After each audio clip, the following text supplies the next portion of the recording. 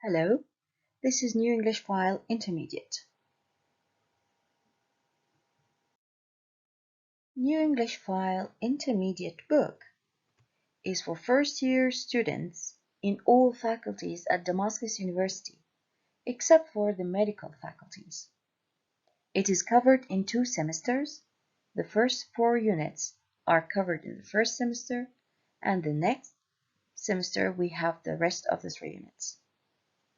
Each unit is divided into 3 parts, A, B, and C, in addition to the writing and the review. This course covers grammar, reading, vocabulary, and controlled writing in the New English File Intermediate book. Unit 1, Part A, Reading.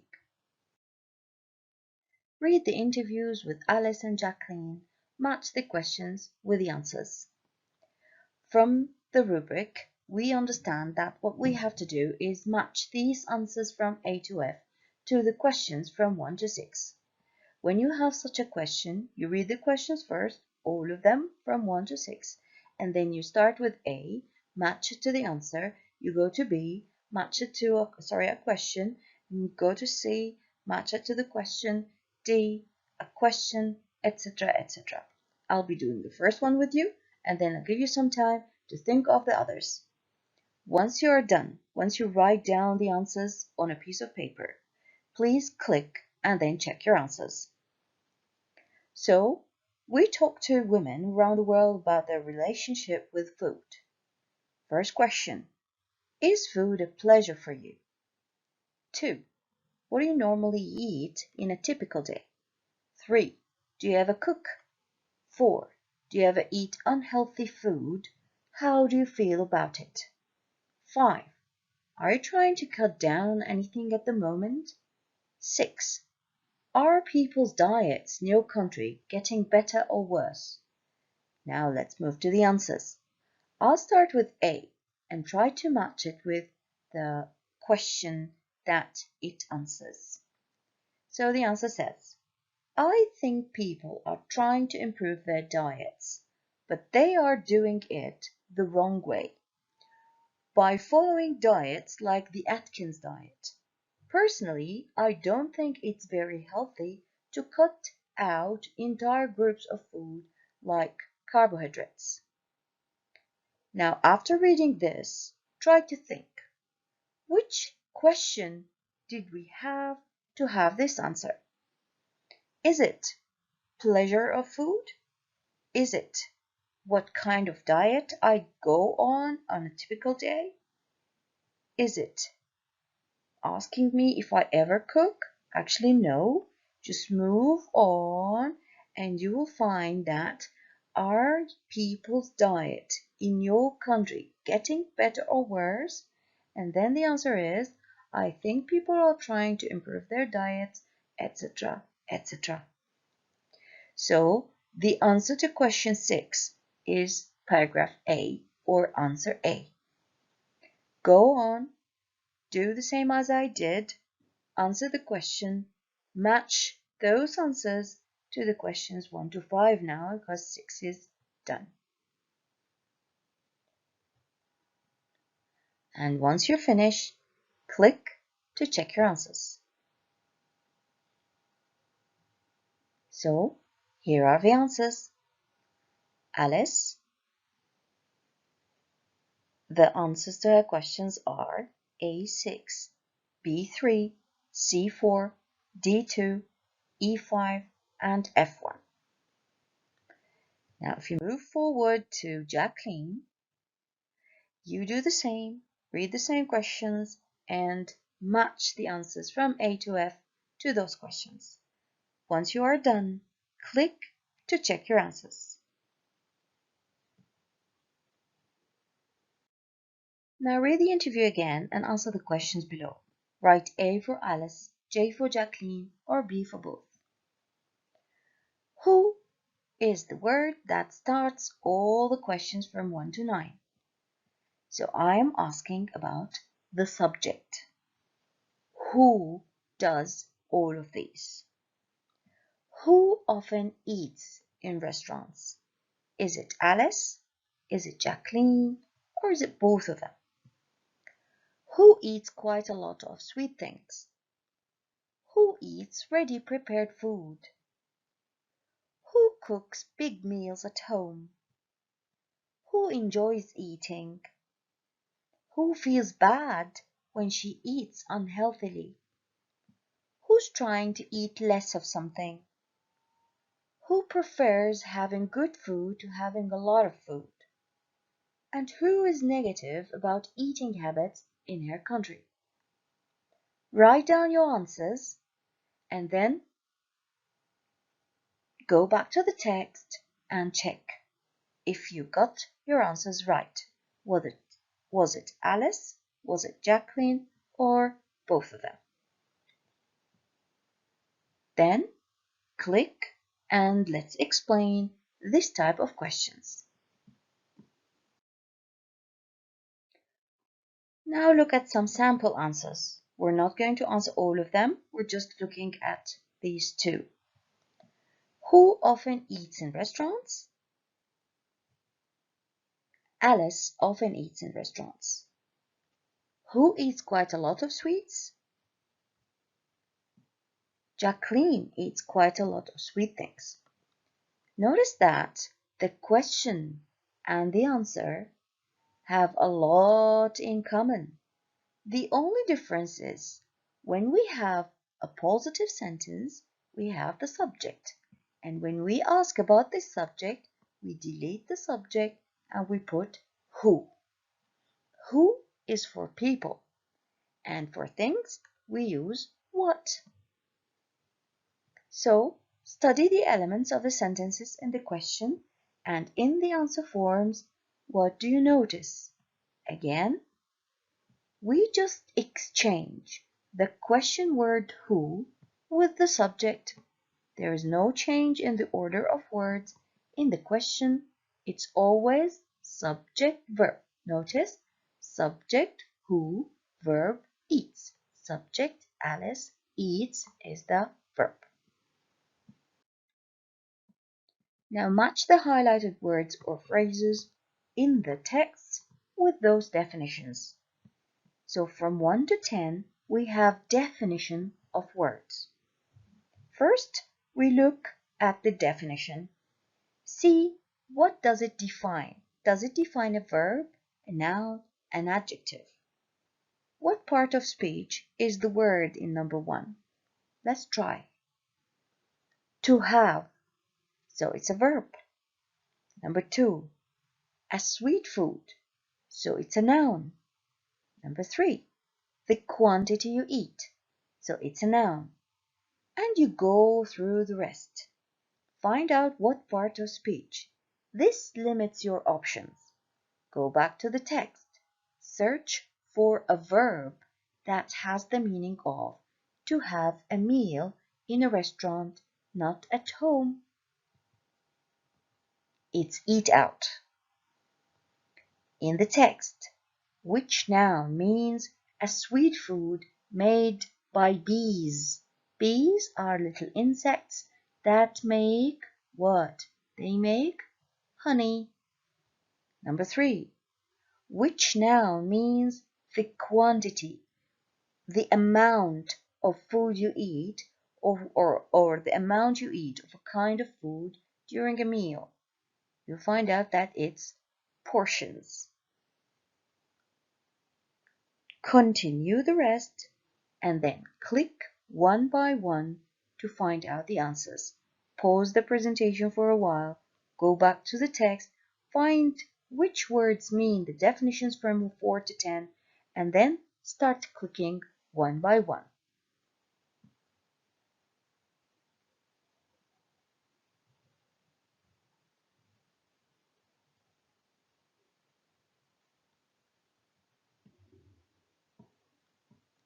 And here are the answers.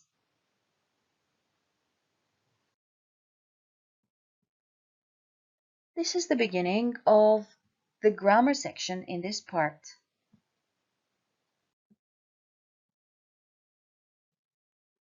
We'll be talking about present simple and present continuous for action and non-action verbs. Read the interview with Romiko and answer the questions. What does she usually have in the morning? So we'll be reading the interview with Romiko in a while. Keep in mind questions 1 to 7. What are the answers to these questions? What does she usually have in the morning? Does she usually have lunch and dinner? Why doesn't she often cook? Does she eat or drink anything unhealthy? Is she cutting down on anything at the moment? Why not? Is she cutting down? It means, is she reducing or eating less of something? Number 6. What's happening to the Japanese diet at the moment? And does she think this is a completely bad thing? So either take a screenshot of these or take a picture of them, and we'll be reading the interview. While you are reading, keep in mind those questions. You read, you answer. Read and answer. Just like what we did earlier. We matched while we are reading. Now we will answer those questions while we are reading.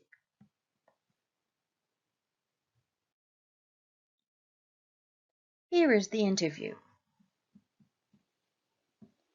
So, as I said, the questions are in mind.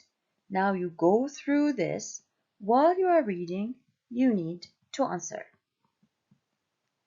So the interviewer asks Romiko, what do you eat in a typical day? Now we understand that this might answer at least, or part of it at least, answers question number 1, which is, what does she usually have in the morning? Let's see if it does. Romiko answers, I don't usually have breakfast because I can't get up early enough to eat. So basically, the answer to what does she usually have in the morning is she doesn't have anything for breakfast. Now, keep the questions in mind, go on reading, and while you are reading, answer the questions. Now here are some of the things Romiko said. Underline the correct form. You can always go back to the interview and check your answers. Number 1. Did she say, I don't usually have breakfast at work? Or did she say, I'm not having breakfast at work? Which one did she say? Actually, because it's usually, and because we're talking about a habit, we have to use the present simple here. And the present simple is, I don't usually have. Number 2. I used to go to fast food restaurants, but now I prefer or I am preferring eating something healthier. Actually, if you check in the interview, you'll find that she says, I prefer. Actually, the verb prefer does not take ing. It's not an action verb. Number 3. I am drinking or I drink a lot of coffee every day. Now, because we see every day, we know it's a habit. It's not something happening right now only. No, it's true every day. So we choose the simple present, which is drink. 4. I think Japanese people get fatter or are getting fatter. Actually, we're talking about nowadays, Japanese people are changing. They are fat and this obesity is increasing. So they are in the process of becoming fatter and fatter. So we have change. So we need to say they are getting fatter. Number 5. I like or am liking the fact that there are more different kinds of food and restaurants now. Well, like is like prefer. It's not an action verb. It's a non-action verb. We can't use ing with it.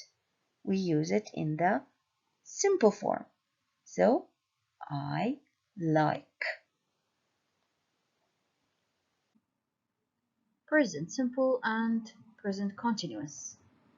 The present simple, like I live, he works, they work in a bank. In the positive, we have what the verb here is one word.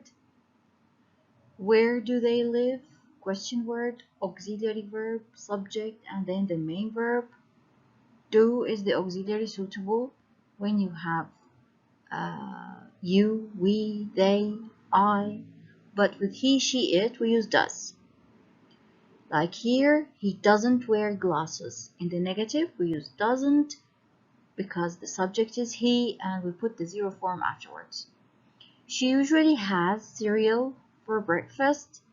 The verb here is has. It's a main verb. It means eats. I am never late for work. The verb here is verb to be.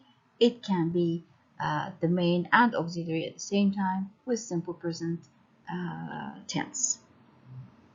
Use the simple present for things that are always true or happen regularly, like I work in a bank. This is my permanent job, and I have breakfast at 6 o'clock in the morning. This is happening at a regular basis. Remember the spelling rules.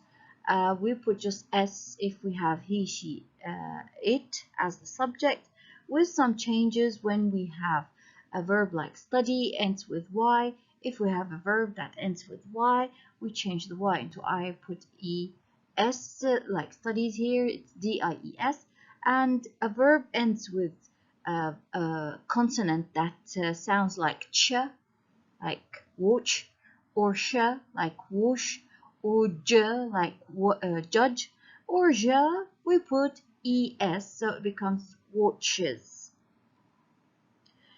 Use auxiliary subject infinitive or question word auxiliary subject infinitive to help you with word order in questions.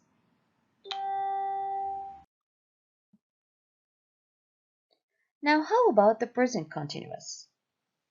By present continuous, we mean when we have verb to be, which is is, or are, and verb plus ing. For example, who are you waiting for? I am waiting for a friend. What are you doing after class? I am going to the cafe. Now, this conversation between A and B, we have questions in A and the answers in B. In all the questions and the answers, the verbs are in the continuous present continuous form.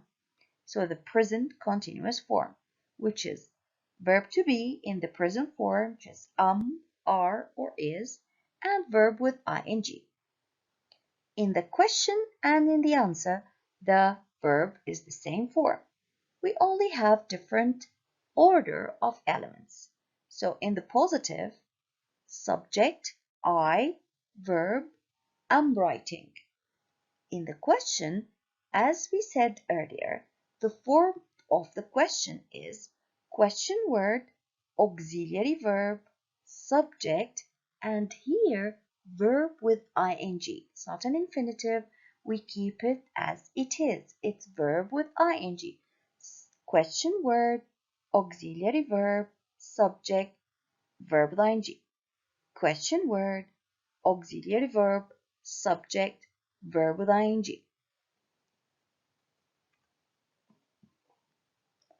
Why do we use the present continuous, not the simple present?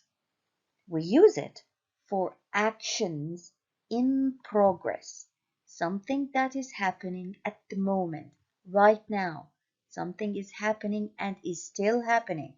Like, for example, I am explaining the present continuous right now. I am doing it right now. You are learning about the present continuous. This is happening in progress, at the moment, at the time of speaking. We also use the present continuous for future arrangements. Take a look at the second example here in the conversation when they say, "What are you doing after class?" Now, this is not happening at the moment. This is happening in the future. We are talking about an arrangement in the future. What are you doing after class? What did you arrange to do after class? I am going to the cafe. It means I arranged for a visit to the cafe. So I am going to the cafe. Present continuous, yes, but it's not for the present time. It's for the future. We are arranging something for the future. Remember the spelling rules of the ing.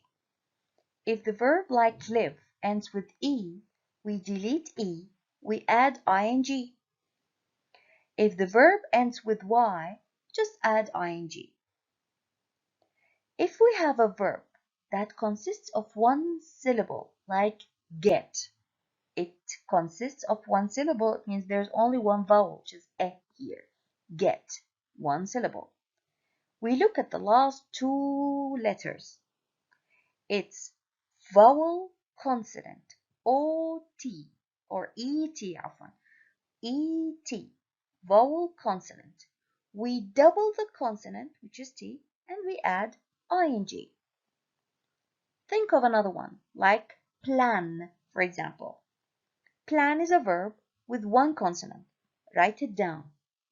Write the verb plan. Notice that the last two letters are A-N, so it's vowel consonant. How do we write it when we add ing? We double the consonant, so it's double N, N, N, I-N-G. Planning, plan, we add N, and then ing. Now, how about action and non-action verbs? Earlier, I told you we don't say preferring, we say prefer, because it's a non-action verb. There's no action happening. It's a state. When I say I like chocolates, this is not an action. It's a state. It's non-action.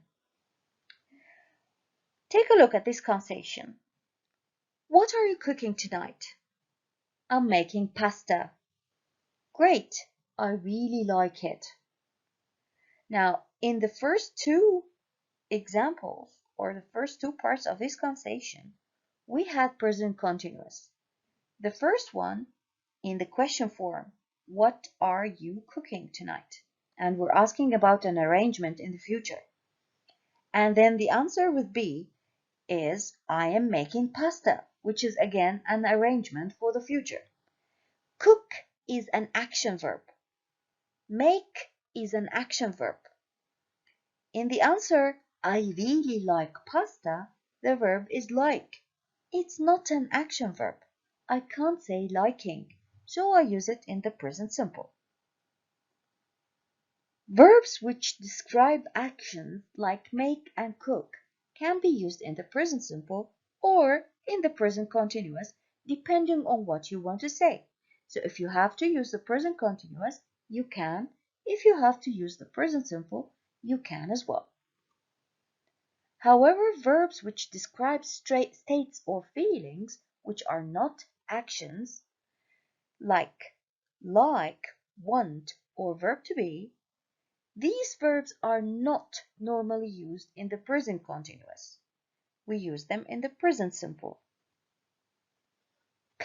Common non-action verbs are agree, be, believe, belong, depend, forget, hate, hear, know, like, love, matter, mean, need, prefer, realize, recognize, seem, and suppose. These are non-action verbs. We don't use them in the present continuous. We can use them in the simple present tense. A few verbs have an action and a non-action meaning. The most common verb is have. When have means something that requires an action like eat or bathe or shower, we use it in the ing form or in the continuous form, like I'm having a shower, I'm having a cup of tea. However, when have means own or possess, I can't use it with the present continuous form. I only use it as a non-action verb, like I have a house, I have a headache. I can't say I'm having right now because it's a state, it's not an action. I have a big flat. This is possession, it's not an action. I can't talk now, I'm having lunch. Having here means eating. It's an action. I can use it with the present continuous. Now we are asked to make questions with the present simple or the continuous. First, you need to know how to make questions. Remember, from the very beginning of this section, we talked about how to make a question when we ask about the subject. If we ask about the subject, just put the question word, we delete the subject. But if you're asking about other parts of this sentence, other information than the subject, we use the form question word, auxiliary verb, subject, main verb, and then we put the rest of the elements and put a question mark. I hope you have a pen in your hand. Write down question word, auxiliary verb, subject, main verb, the rest of the elements, and a beautiful question mark. Do not forget the question mark. Take a look at those from 1 to 9. These are prompts. They asked you to make questions. Now check your answers. What do you usually have for breakfast? Can I use the present continuous here? Actually, we prefer the simple present because we have usually, which means we're asking about something that happens regularly. With habit, we use simple present. How did we make this question?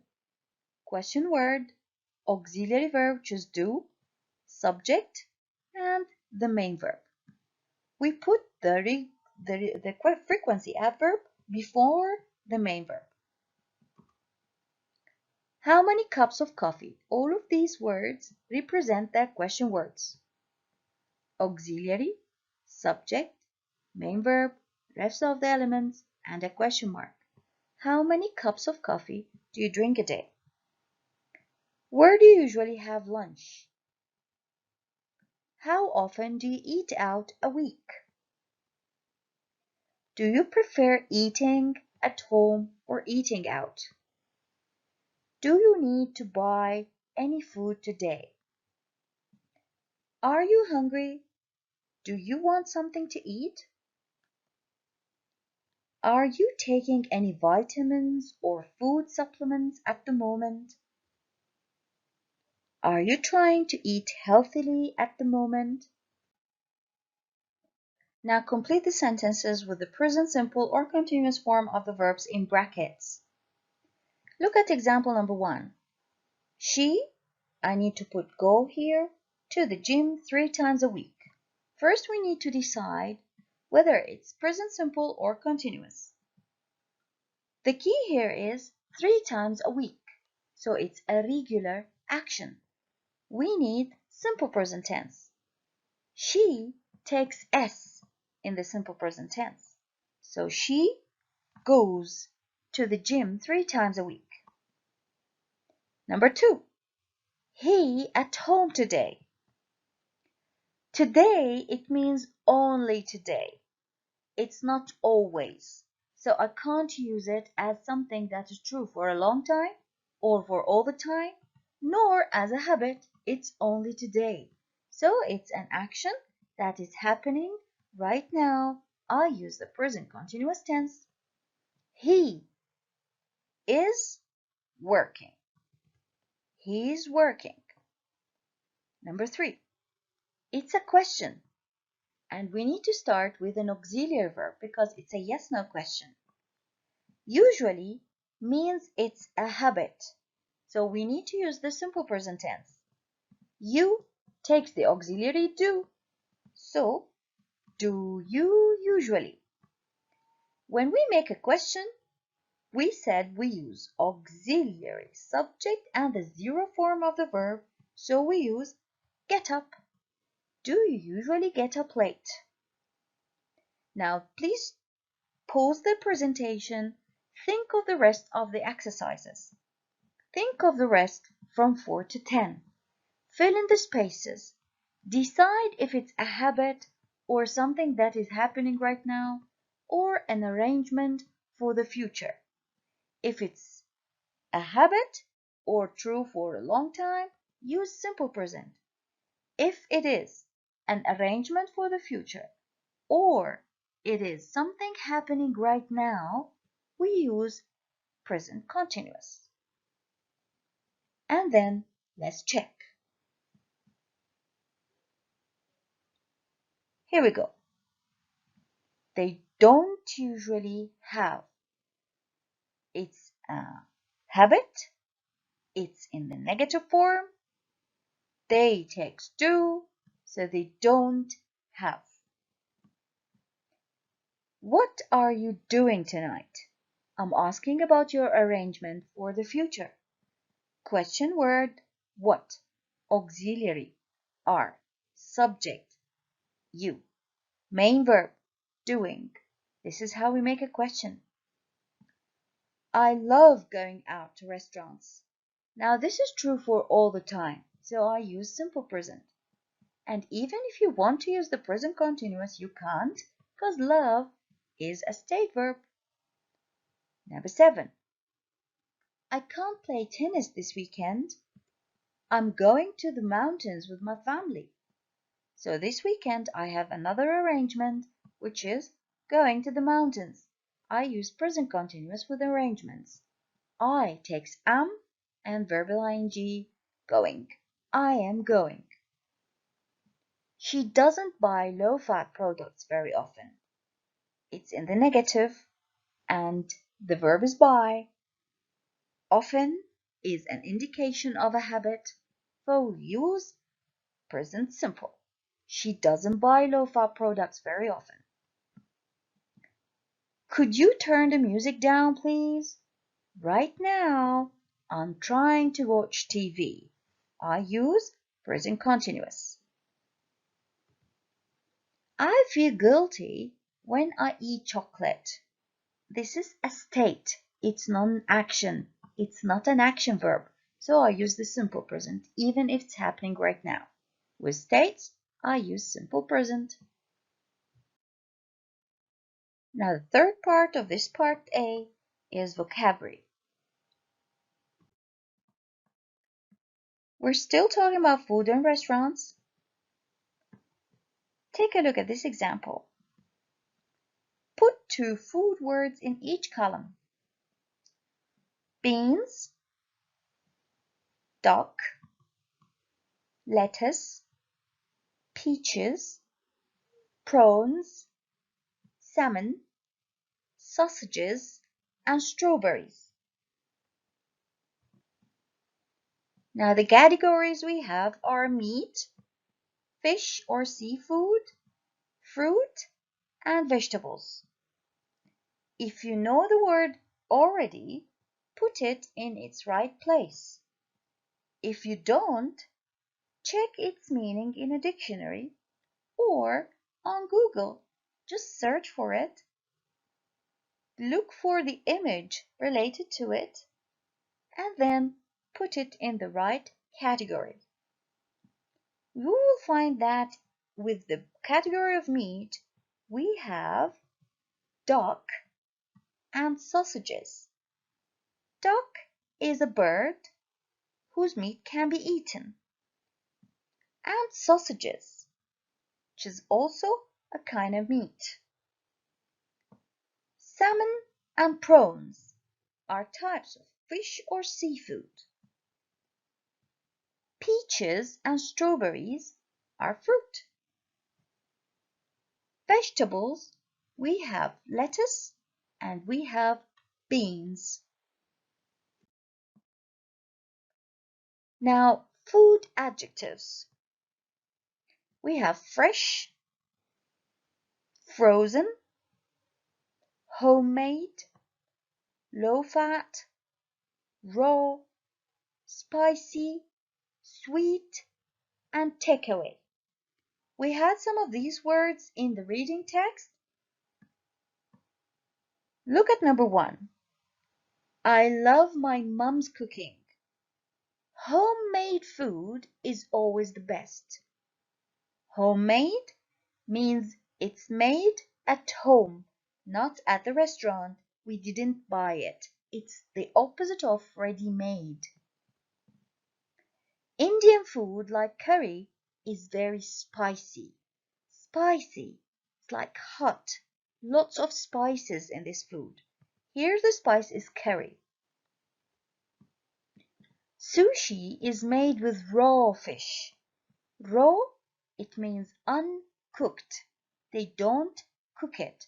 Not boiled, not roasted, it's raw. Food which is kept very cold is frozen food.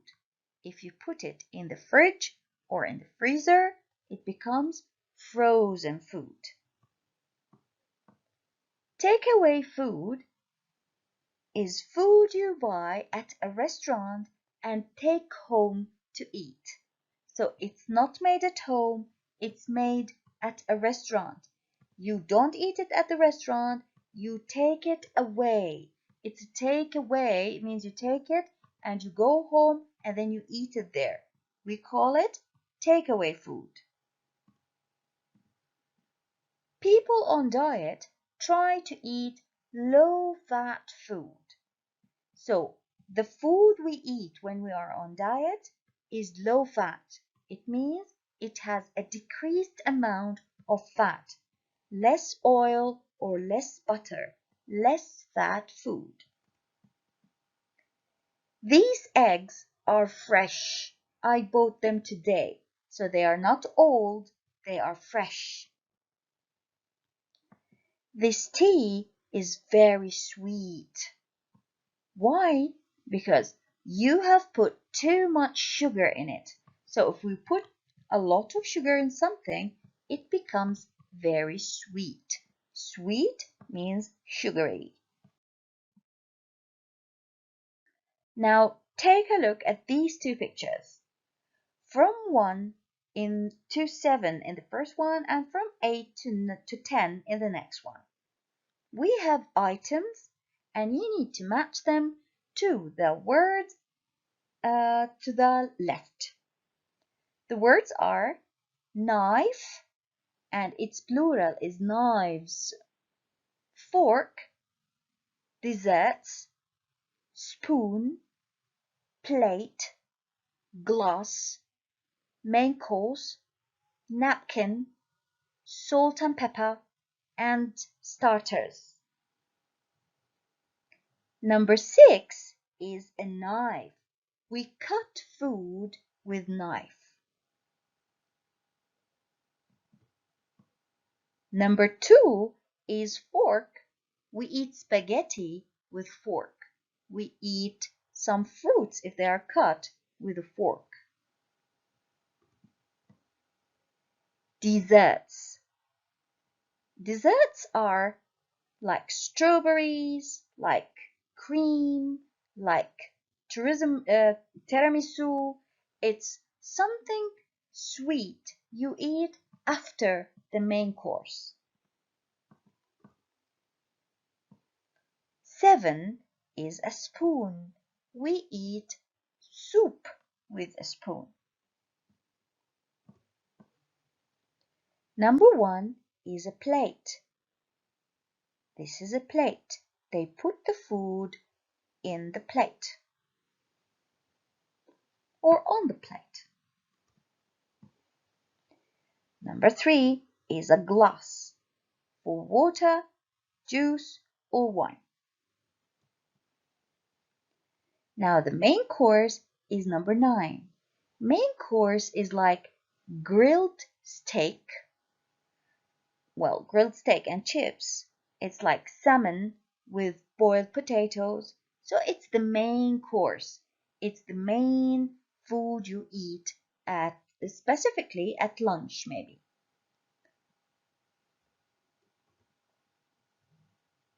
Number 5 is a napkin. It's like a tissue, but a napkin is made of cloth. Salt and pepper.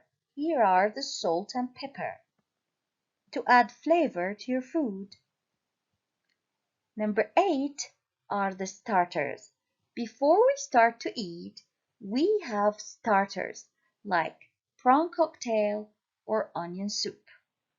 In our culture, usually the starter would be hummus, the starter would be fresh salad, tabbouleh. All of these are starters before the main course. A main course would be something like kibbeh. A main course would be something like frike. Okay, so all of these are main types of main course.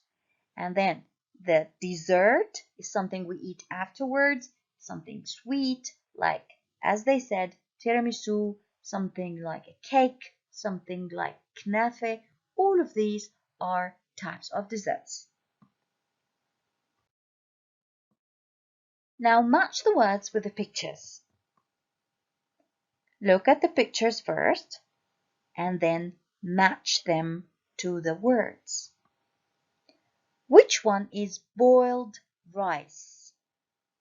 Actually, this is boiled rice. Boiled rice is cooked in water. Roast chicken. Roast chicken is 16. It's cooked in an oven. Baked potatoes. They're also cooked in the oven. Grilled sausages. These are grilled. They're cooked on a grill. Like in a barbecue, we need a grill. So they're cooked on a grill. These are fried eggs. 11.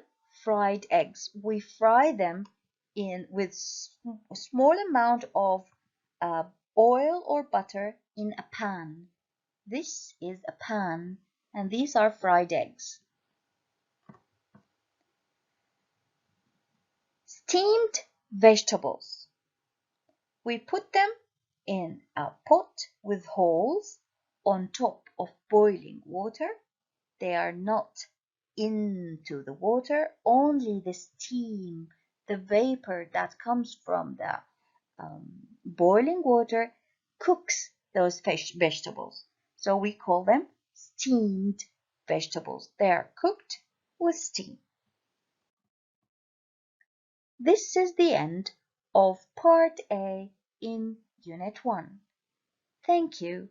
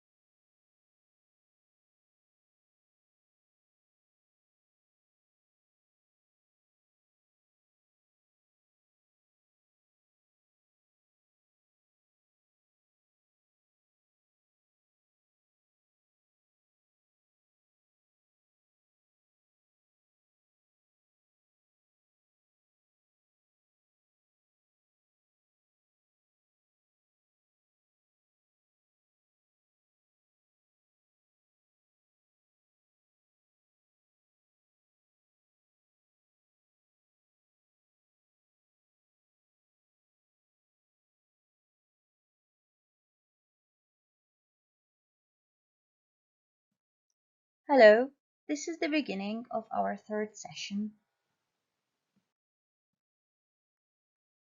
Part C is entitled We Are Family. Let's start with the vocabulary of this unit. So read the article, then match the highlighted words with the definitions. We look at the highlighted word, we see what it might mean in this context, and then check its meaning. For example, 20 years ago, the typical extended family was wide. What's the meaning of extended family? Keep on reading.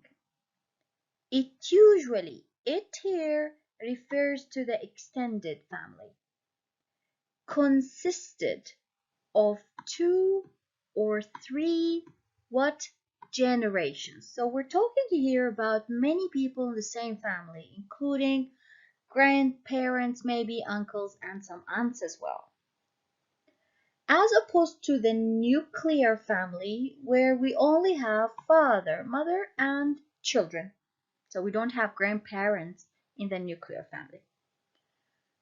Read on and find out the meaning of the highlighted words. Once you're done, move on to the next slide. We will have the definitions of these expressions and some other expressions as well. Your grandparents' parents are your great-grandparents. Families where the mother or father is bringing up the children on his or her own is a single-parent family, or we in the plural, single-parent families. Your uncles or aunts' children are your cousins. The family of your husband or wife are your in-laws. All your relatives, including aunts, grandparents, we call them extended family. Your grandparents' grandparents are the great-great-grandparents. Boys who have the same father as you but a different mother are your half-brothers. The new wife of your father is your stepmother. Some people who are having a relationship or husband-wife, boyfriend-girlfriend, we call them couples. A child who doesn't have any brothers or sisters is called an only child. Let's move on to the grammar of Part C. Let's talk about the future form of be going to plus infinitive when we're talking about plans and intentions or when we have predictions. For plans and intentions, my sister's going to adopt a child. She intends to do that. She has this plan.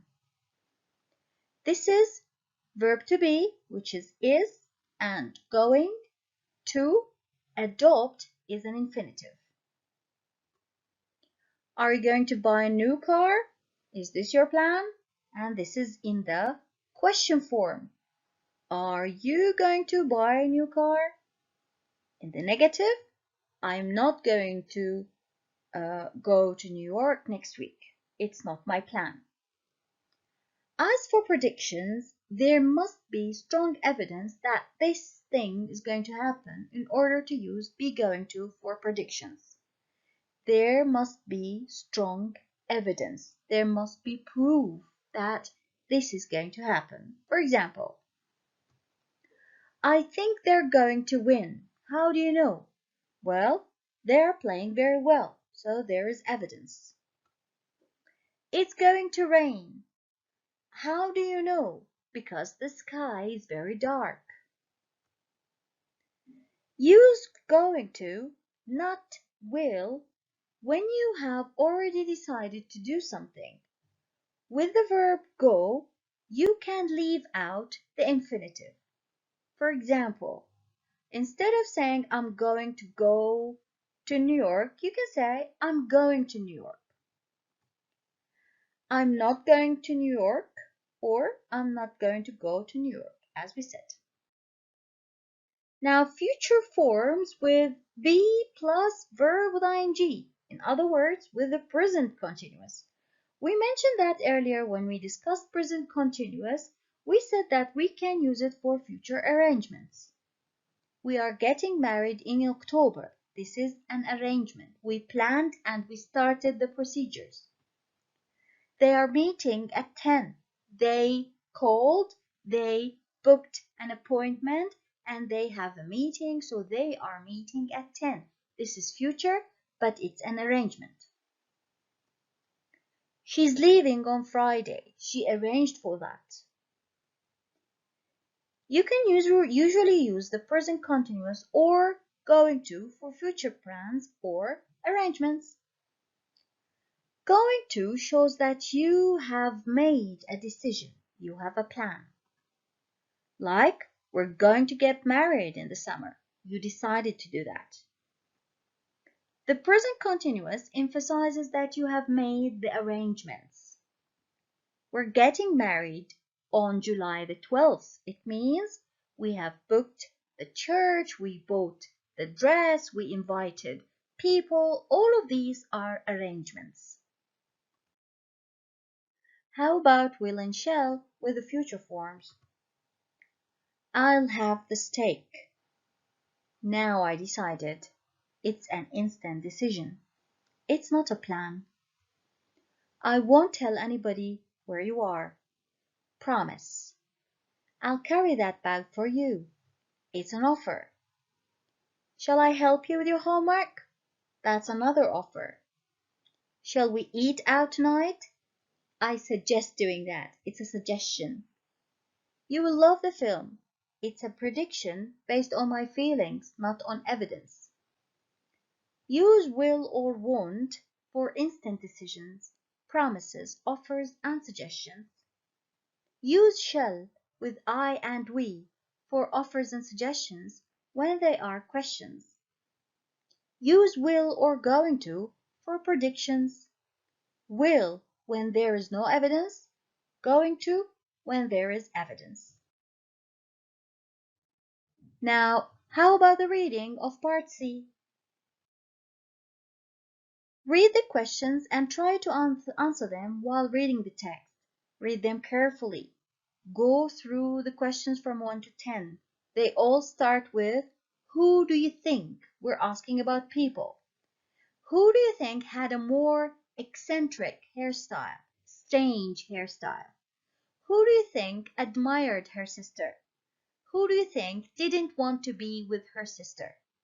Who do you think followed her sister everywhere? Who do you think tried to compete with her sister? Who do you think wasn't a good student? Who do you think told her parents when her sister did something wrong? Who do you think used to hurt her sister physically, hit her? Who do you think was jealous of her sister? And who do you think always defended the other sister? We're a family. Two sisters tell the truth about themselves and each other. Read the text, and while reading, always keep in mind the questions we read earlier in the previous slide. Read it on your own, take your time. While reading, please answer the questions. And then we will check together those answers.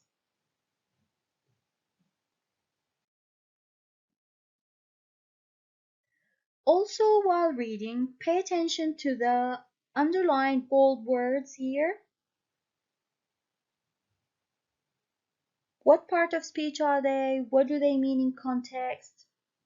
You have a question to answer about these words as well. So read, answer the questions 1 to 10, and keep in mind the words in bold.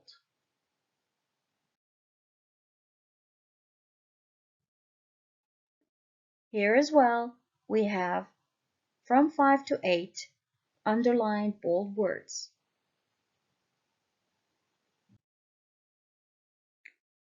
Now that you read the text, who do you think had a more eccentric hairstyle? Well, that was Karen. Who admired her sister? That was Wendy. She admired her sister. She looked up to her. Who didn't want to be with her sister? Actually, that was Karen. She resented being around her sister. Who followed her sister everywhere? Well, that was Wendy. Who tried to compete with her sister? That was Wendy as well. She always looked up to her and she always wanted to be like her and to compete with her. Who wasn't a good student? That was Karen. And Wendy actually told her parents when her sister did something wrong. She always told about that. And Karen used to hurt her sister physically. Karen also was jealous of her sister. And Wendy always defended the other sister, that is Karen. She defended Karen. Look at the words and phrases in the text. Choose the right meaning, A or B. So cool, what does it mean? It means fashionable. Kids means children. Age gap means age difference. And to make it up is to become friends again after having a fight. Pinch is to hurt with your fingers. And criticize is to say bad things about someone. Like, for example, say you have bad hair, your dress doesn't look very nice. That's criticizing. Close, it means we used to be very close, means we got on very well. We used to be friends. Blame is to say that somebody is responsible for something bad. Like, for example, I know someone broke the window. I say, why did you break the window? You shouldn't have done this. You shouldn't have done that. This is called blame. How words work. Look at the two sentences from the We Are Family text. We started to get on with each other, and you have to look at yourself. Take a deep look at each other and yourself. Notice that we use each other when A does an action to B and B does the same to A. For example, when I say we love each other, it means I love you and you love me. On the other hand, use a reflexive pronoun like myself, yourself, etc. when the subject of the verb is the same as the object. For example, I cut myself, she looked at herself in the mirror. You can also use a reflexive pronoun for emphasis, like nobody helped me, I did it all myself. It means I'm emphasizing the fact that I did it on my own and nobody helped me. So again, if you have each other, it is used because A did something to B and B did the same to A. So they love each other, they hate each other, they get on well with each other. It means each of the two parties have the same action or feeling towards the second part.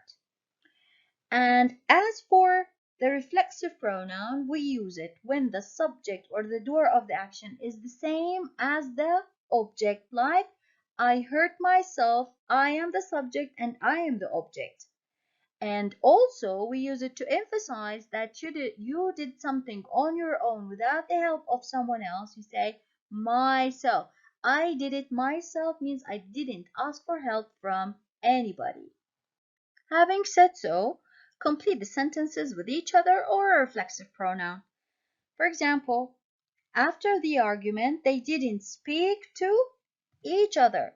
So she didn't speak to him and he didn't speak to her. They did the same to each other.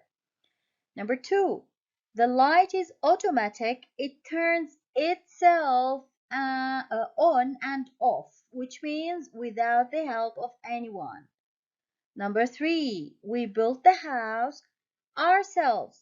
It took 3 years. We didn't need help from anybody else. We only see each other once a month. I see her and she sees me. They argue a lot. They don't understand each other. She doesn't understand him and he doesn't understand her. And I blame myself for the accident. It was my fault. Here the subject and the object are the same.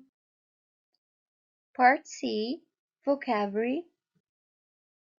Can you remember what do we call a person who talks a lot? Well, we call him talkative.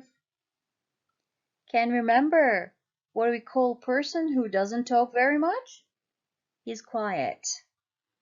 Can you remember what we call a person who feels uncomfortable and nervous when he or she meets new people? We call them shy. And those who think that someone loves another person more than him or her, we call him jealous. So talkative, quiet, shy, and jealous are 4 adjectives talk about personality. What are they like? Complete the sentences with the personality adjectives. Here we have a list of personality adjectives. They are not for the appearance, they are for the character. Read them, try to guess their meaning. If you know them already, that's great. If you don't, you can check them in the dictionary, and then let's do the next exercise. We need to fill in the spaces with the appropriate character adjective. So children behave badly because they are given everything they want. We call them spoiled. That's a personality adjective. It means children who get anything they want. People always want to win. We call them competitive. And those who think themselves about themselves and not about other people are selfish. They only care about themselves. They don't care about others. People get angry quickly and like fighting and arguing. We call them aggressive. They like to fight all the time. People have an attractive personality that makes people like them. We call them charming.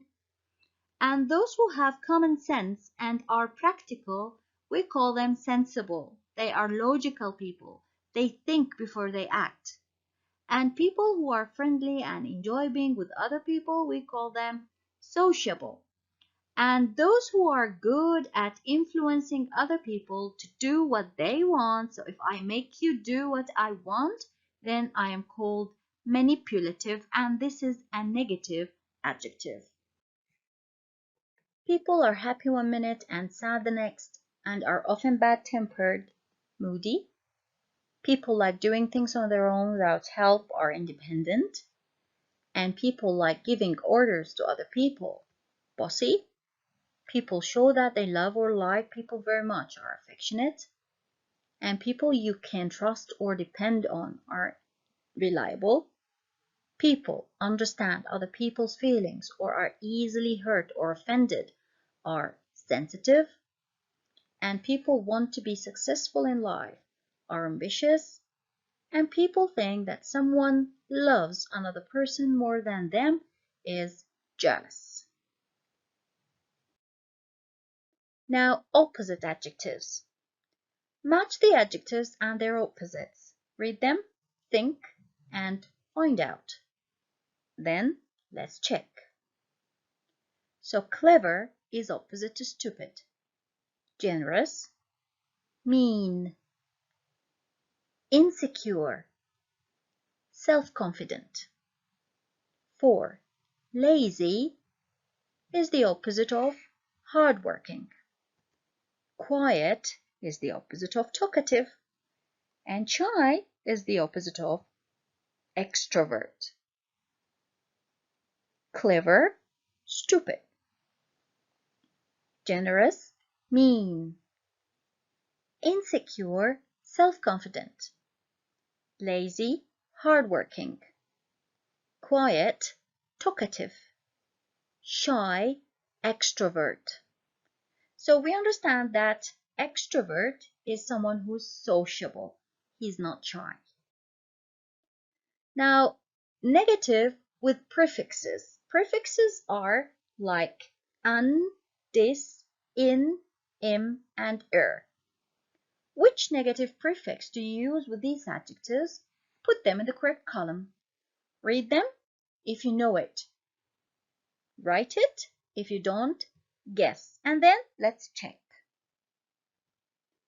We say unambitious, unfriendly, unimaginative, unkind, unreliable, unselfish, unsociable, and untidy. And also we say dishonest and disorganized, impatient, irresponsible, insensitive, This is the end of session 3. Thank you.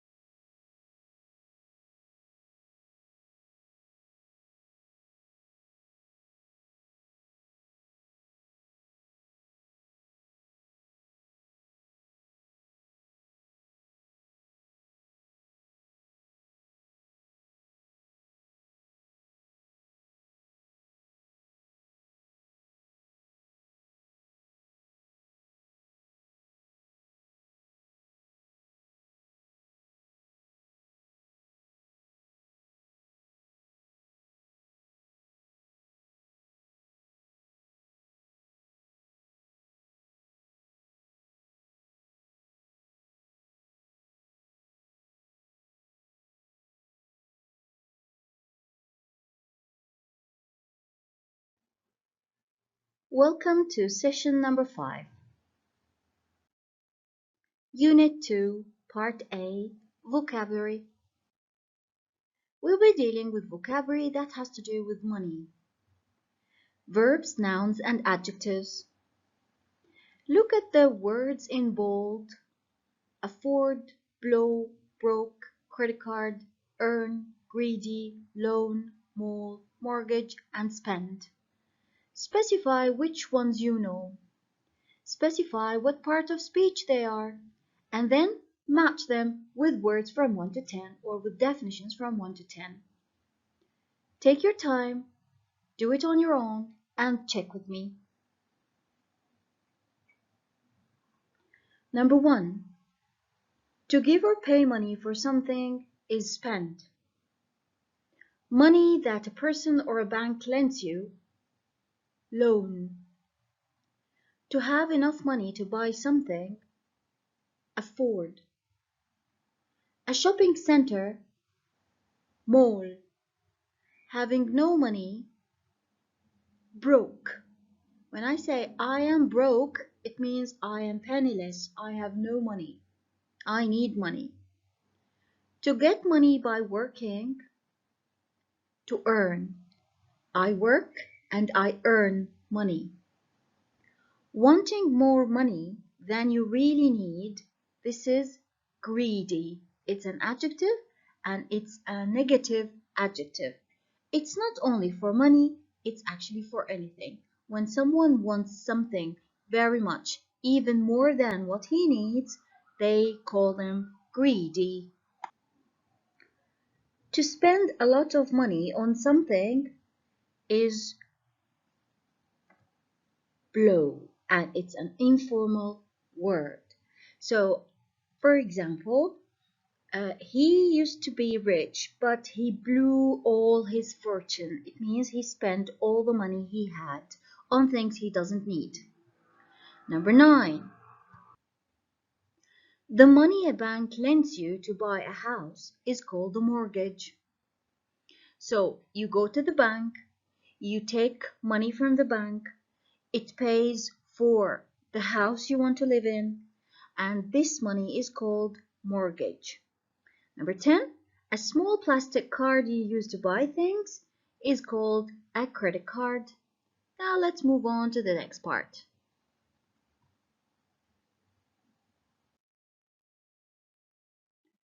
Here we'll be dealing with grammar, the present simple and the past simple. Here we have a dialogue between Shelley and Ben.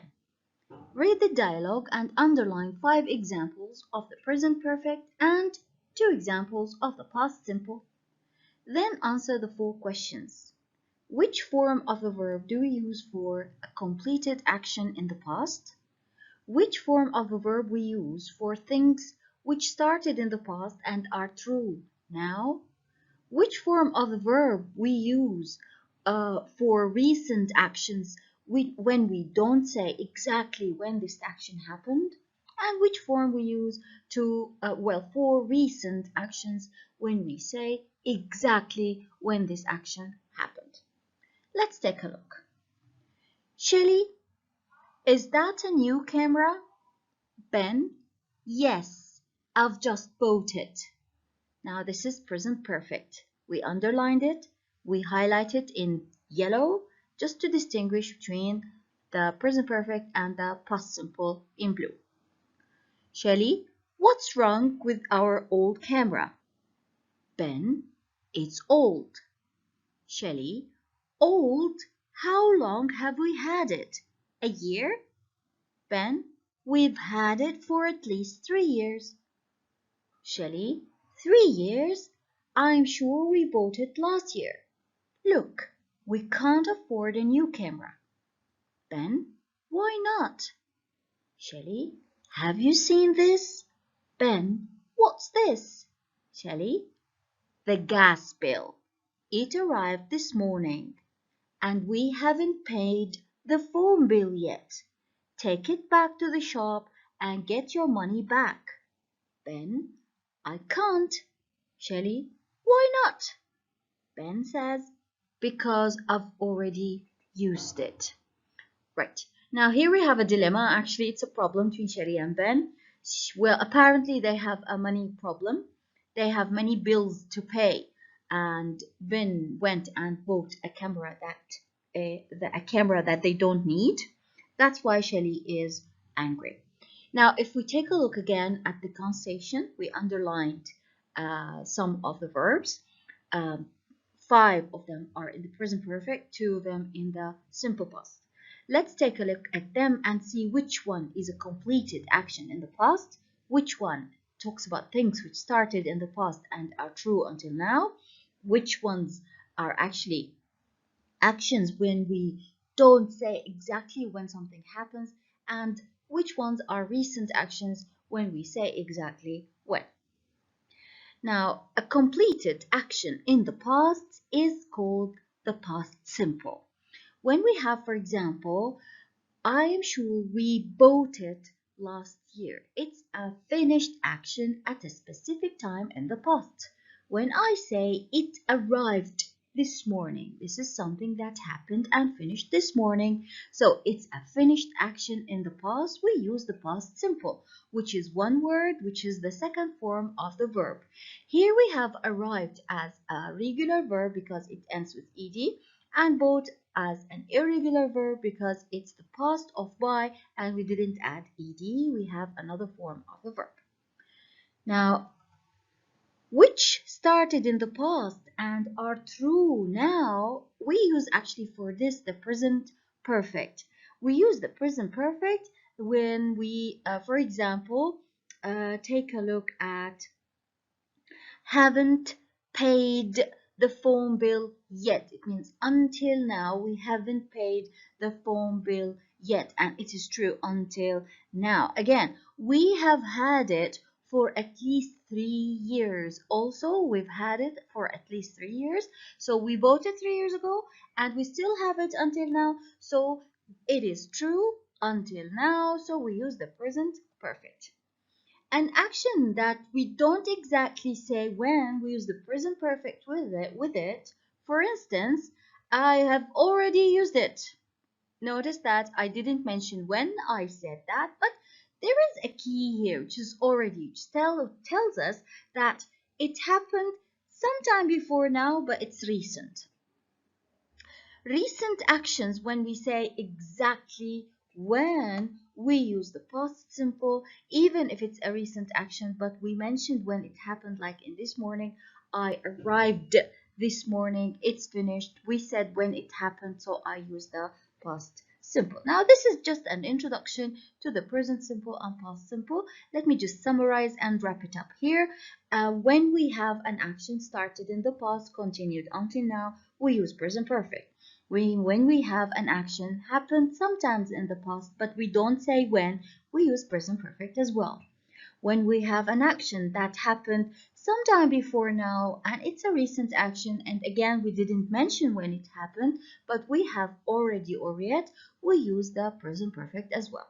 However, if we have an action that happened and finished at a specific time in the past, whether a long time ago or recently, but we specified when it happened, we use the past simple.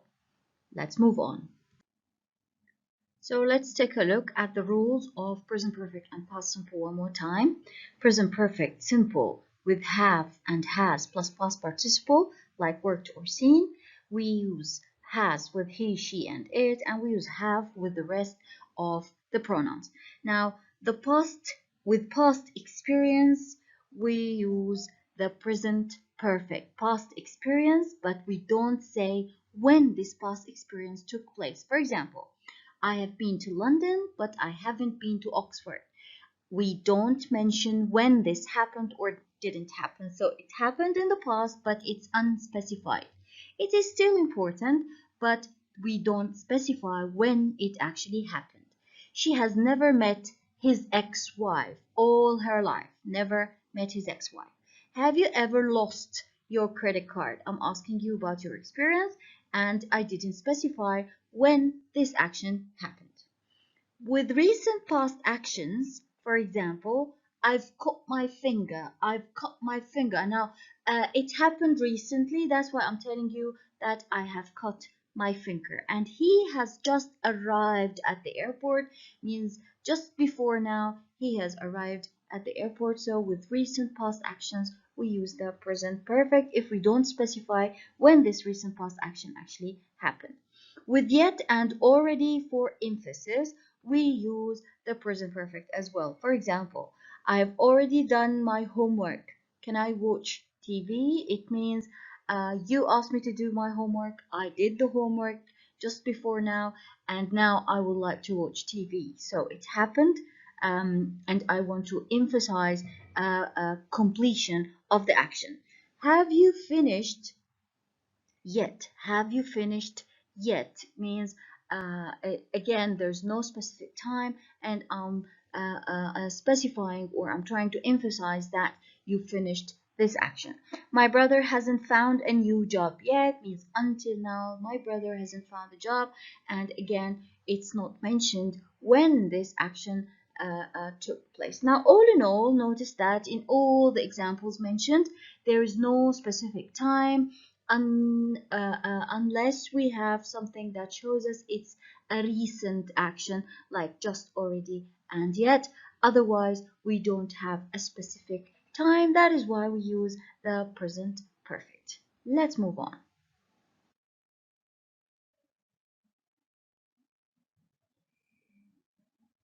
We often use ever and never when we ask or talk about past experiences, and they go before the main verb. So when we ask or talk about past experiences, we use ever and never. You can go back to the previous examples and see the question with ever, like have you ever been abroad, and never, she has never met his ex-wife, for example. So you can go back to the previous examples or watch these examples. So she has never met his ex-wife, again never before the main verb. And have you ever lost your credit card, ever came before the main verb lost. Just and already go before the main verb in positive sentences.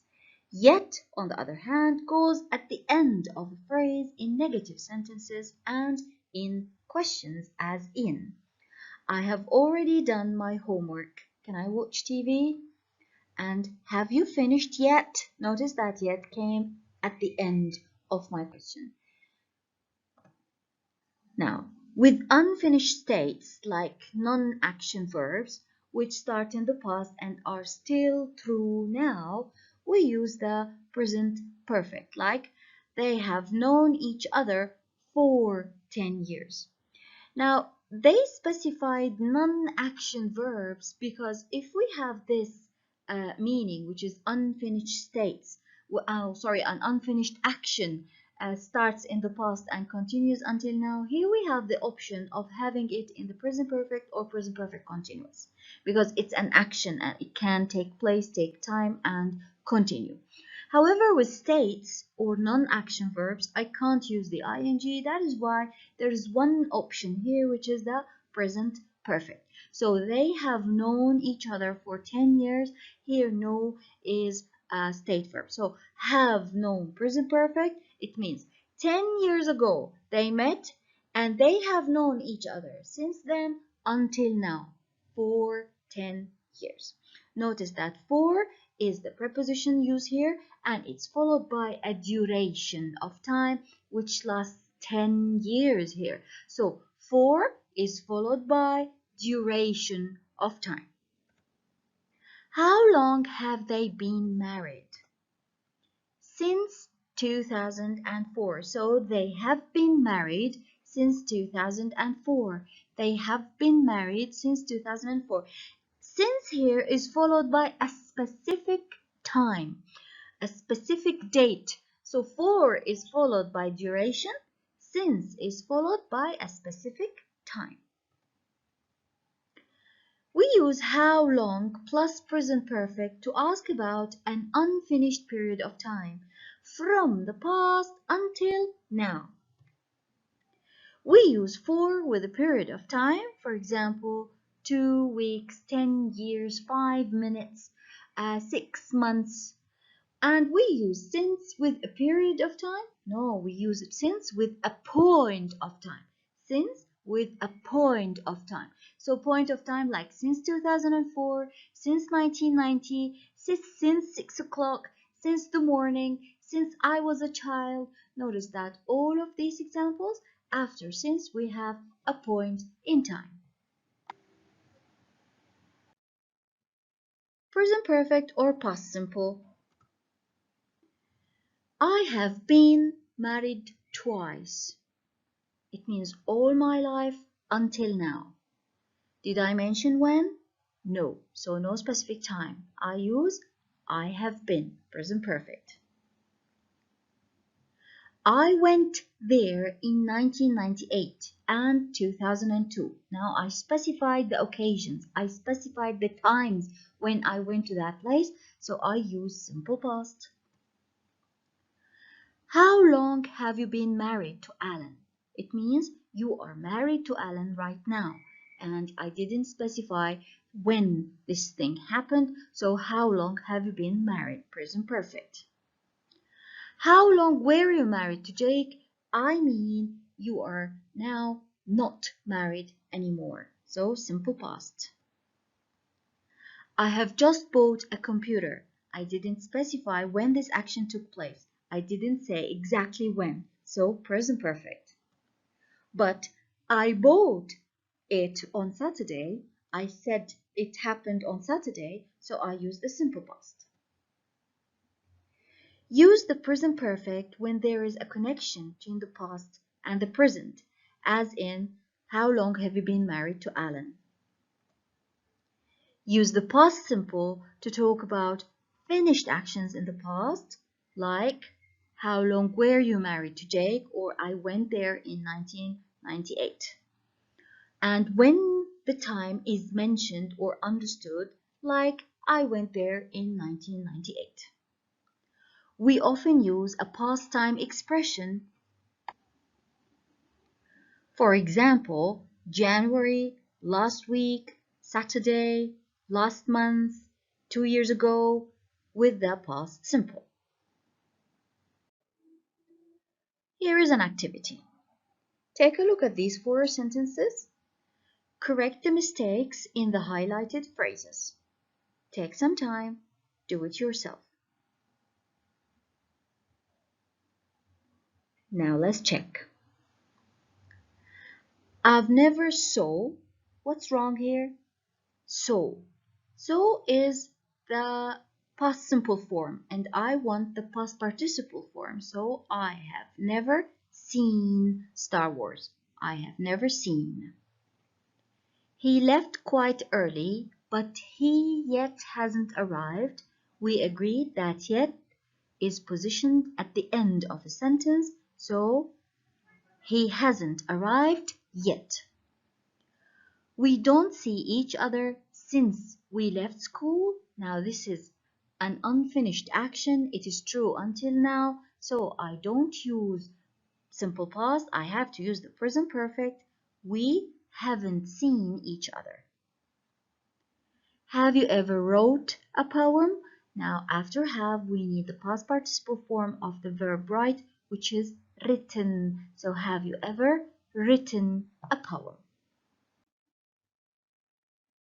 She have never been to Istanbul. She takes has, so she has never been to Istanbul.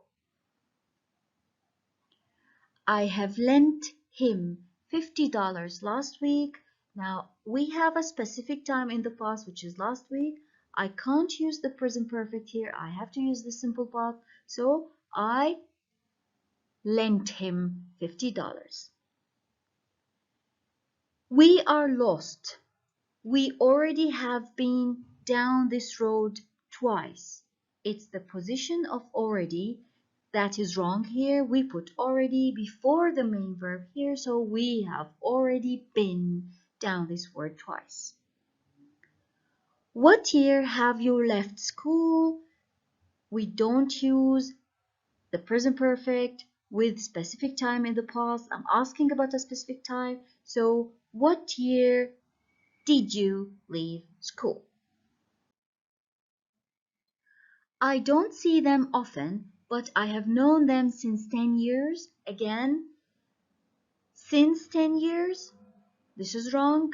Since is followed by a specific time, not a duration. So it's I have known them for 10 years. I sent her an email last week, but she doesn't reply yet. Well, this is true until now, and we have yet as a key, so we need to use the present perfect, but she hasn't replied yet.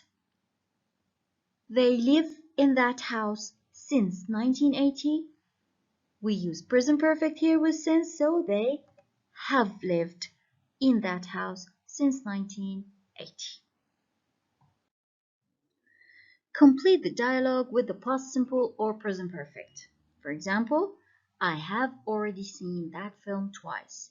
See here, I put it in the present perfect because I'm talking about a finished action, but I didn't mention when it actually happened. Now we have two dialogues, 1 and 2. Take your time, pause the recording for 3 minutes, fill in the spaces with the verbs in brackets in the correct form in the past simple or present perfect, and then get back, play the recording again, and check your answers.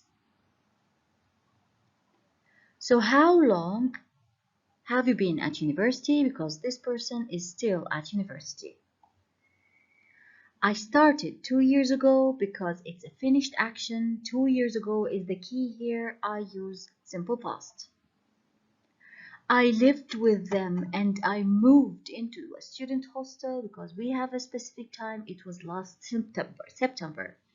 Now, since last September until now, I have lived there since last September. So I have lived there since then. The second dialogue. Has your brother found a job yet? Has your brother found a job yet? Now we use has here because your brother, it's a replacement of he, so he has, so that's why has your brother found a new job.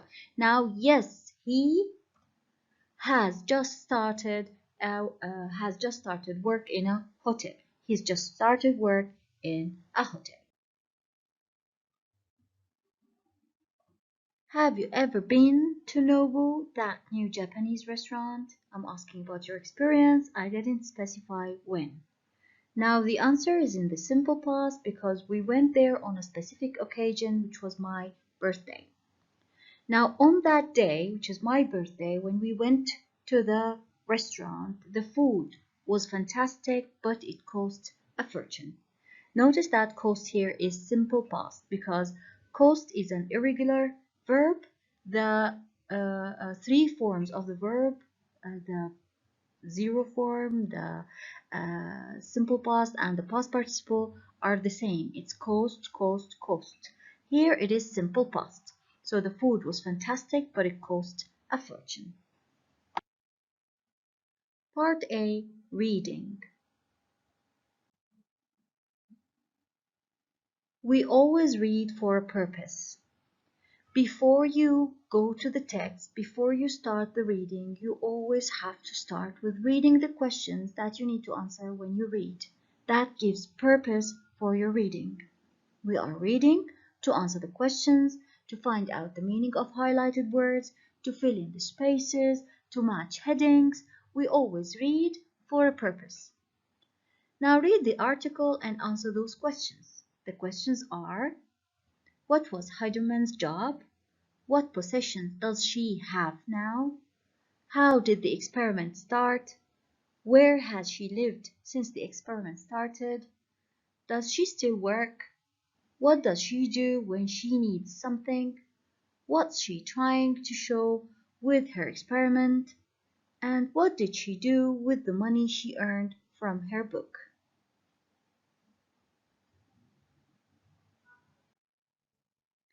Here is the text. Don't forget, you are reading for a purpose, and your purpose here is to answer the questions. So always keep the questions in front of you while you are reading. Once you reach a place where you answer one of the questions, underline it or write the answer down and then move on in the reading. Continue reading. You come across a word, give it its meaning, tell us what it means, and then move on, etc., etc. So also here, while you are reading, pay attention to the highlighted verbs. They are all phrasal verbs. Continue the reading until the end of the text, and don't forget that while you are reading, you're answering the questions. Now check your answers. So she was a psychotherapist. All her possessions were some clothes and a few personal belongings. She set up a swapping circle. That's how her experiment started. First she house sat and now she lives in a student resident. This is about her place of living. Now, as for if she still works, well, yes, but she doesn't get paid. What does she do when she needs something? She asks friends or does something for someone. Now, as for what she's trying to show with her experiment, she wants to say that all the jobs are important and that we shouldn't judge people on how much they earn. The last question, what did she do with the money she earned from her book? Well, she gave it away. She gave it away. She didn't keep the money. She didn't use it for herself. She gave it to those who need it. Now find the phrasal verbs that are highlighted in text and match them to their definitions. To put into the rubbish bin is to throw away. For example, please throw away those sweet papers. Another phrasal verb means to stop doing something. It's give up. He wants to give up smoking. A phrasal verb that means arrive or appear is turn up. I invited 20 people to my party, but only 10 will turn up. To give something to somebody without wanting anything in return is give away. For example, she decided to give away her old clothes to the local hospital. She decided to give away her old clothes to the local hospital means give something without return. To start a new company or organization is to set up. For example, my brother is going to set up a software company. He's going to establish. To be responsible for somebody or for something, like for example, nurses look after people in hospital. So to look after means to be responsible for somebody or something. So the phrasal verbs here, throw away, give up, turn up, give away, set up, and look after.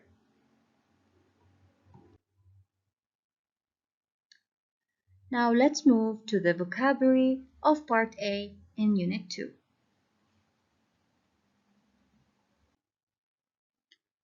Saying numbers. I'm going to read the number. Please write it down and check if you got it right. 15, 50, 100, 750, 1,500, 7,500, 75,000, 750,000, a million, 7.5 million. Now fill in the spaces. £2.50, $8.99, €3.20, 50%, 0.5, 3.9, a half, a third, a quarter, 3/4, 6.5, 6.5. Now take a look at these words. Put them in the correct form in the spaces. Take your time, check your answers later. We have worth, borrow, can't afford, charge, cost, earn, inherit, invest, lend, owe, save, take out, and waste. My uncle died and left me £2,000. I £2,000 from my uncle. What is the verb? And what is the tense of the verb? I put some money aside every week for my next holiday. I some money every week. Which verb is it? And what tense should we use? Continue, think of them, and let's check.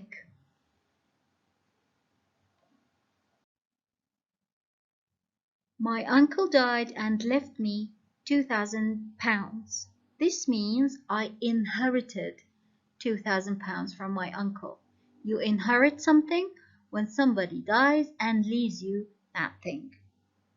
Number 2, I put some money aside every week for my next holiday. It means I don't spend this money so that I can pay for my next holiday. The suitable verb here is save. I save money every week. I asked my brother to give me €10 until next week. I borrowed €10 from him. My brother gave me €10 until next week. He lent me €10. Lent. You borrow money, you take the money. You lend the money, you give the money. I often spend money on stupid things. I often waste money. Remember in the beginning of this unit we said blow the money. I don't have enough money to buy the car. I can't afford to buy a car. So can't afford means I don't have enough money.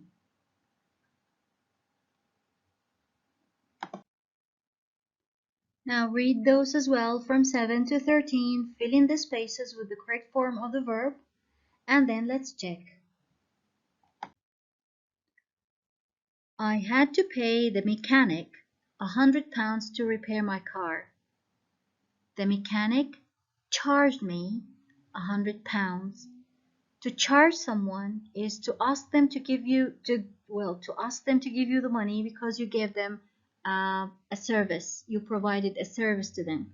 So for example, if you're a hairdresser and you did the hair of the person in front of you, or you cut the hair of this person, you charge them money. You ask them to give you the money you deserve for the service, of course. Number 8. I went to the cash machine and I got €200. I took out €200 from the cash machine. I withdrew €200. I took out. I got. I bought a book. It was $25. The book cost me $25. Again, cost here is simple past, remember. Jim gave me £100. I haven't paid it back yet, so I owe him £100. I owe him. This means I need to give him back £100. 11. I bought some shares in British Telecom. This means I invested some money. So when you buy shares in a company, why are you buying those shares? You buy them to invest your money so that you can get more money. Okay, so invested here is the word. 12. I work in a supermarket. They pay me €2,000 a month, so I earn 2,000 euros a month. You earn money for work you do. I could sell my house for about 200,000 euros. This means my house is worth 200,000 euros. Fill in the spaces with the correct preposition. Try on your own, think first, and then we'll check together. Now check your answers. I paid for the dinner last night. When can you pay me back? Would you like to pay in cash or by credit card? I spent 50 euros on books yesterday. I don't like lending money to friends. I borrowed a lot of money from the bank. They charged us 60 euros for a bottle of wine. Fill in the spaces with the appropriate words. A piece of paper money, we call it note. A piece of money that is made of metal, we call it coin. Money a person gets from the work he or she does, we call it salary. And the money you pay to the government is called a tax. Money that somebody or a bank lends you is called a loan. And the money you borrow from a bank to buy a house, we call it mortgage. Now we have some of these words at the beginning of our unit, but we repeat them because they are very important. A machine inside or outside a bank where you can get the money is called a cash machine. This is the end of our session. Thank you very much.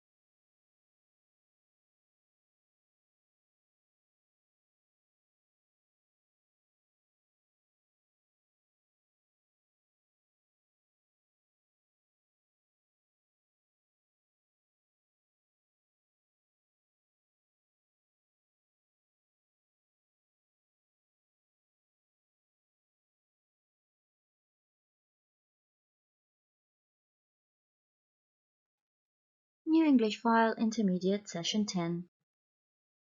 Unit 3, Part B, Reading. Read the text and answer the questions. Judging by appearances. Do I really look like this? We have words that are highlighted. Pay attention to them. Try to guess their meaning while you are reading. Continue reading and then answer the questions. We have Michael, Ruth, and Toby. 3 of them have their pictures on their passports that they think don't look like who they really are or how they really look. Read the text again and don't forget to focus on the highlighted words. You'll be asked about them. According to the first paragraph, why is our passport photo important? Well, it's because it's the photo of ourselves that we most show to others. Which nationality are the least happy with their photo? The Italians. Most Italians are least happy with their photo on their passport. Which are the happiest? They are the Norwegians. Which nationality are the vainest? Those who show off and think they are the best. They are the French. Now look at the highlighted words in the text and choose the correct meaning. Research means a study.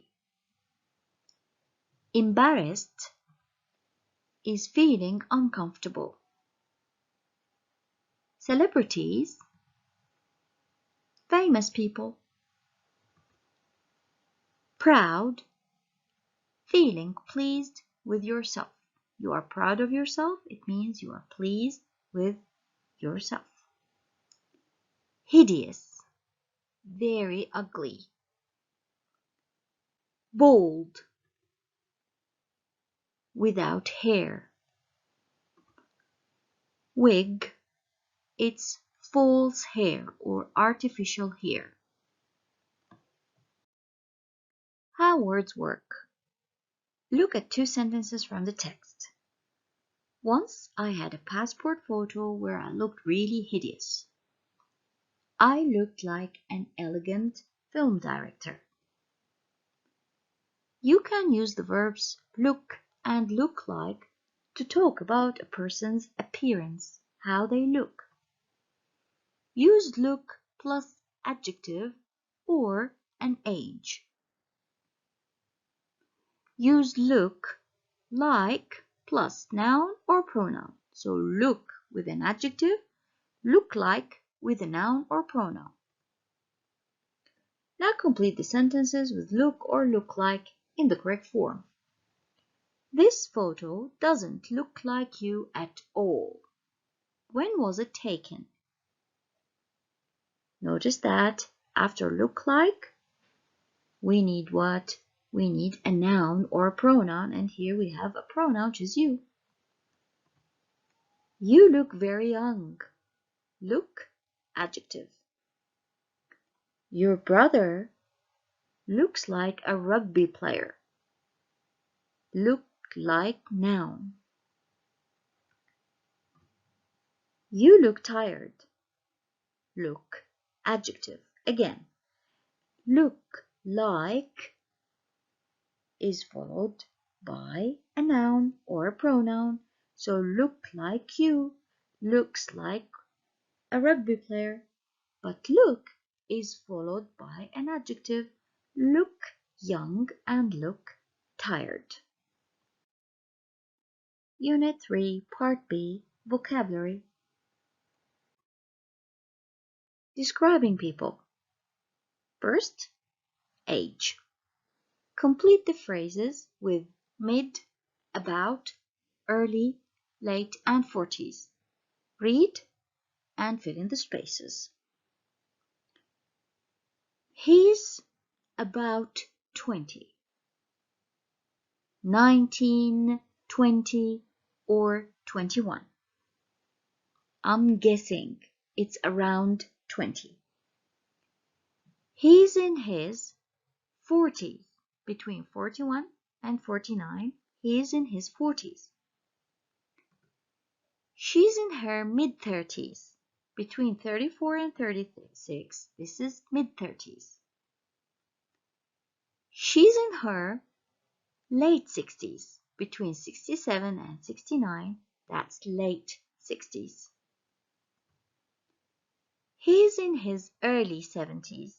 Between 71 and 73, this is early 70s. Now you can just use these expressions with other numbers. For example, if someone is 30, 31, I say he's about 30.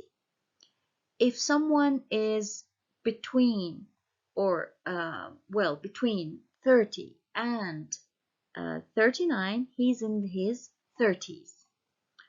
If someone is between 24 and 26, I'd say he's in his mid-20s. If someone is between 47 and 49, late 40s, etc., etc. So you can just use the same expressions, mid, about, early, late, and 40s, with other numbers as well. Now, how about height and build?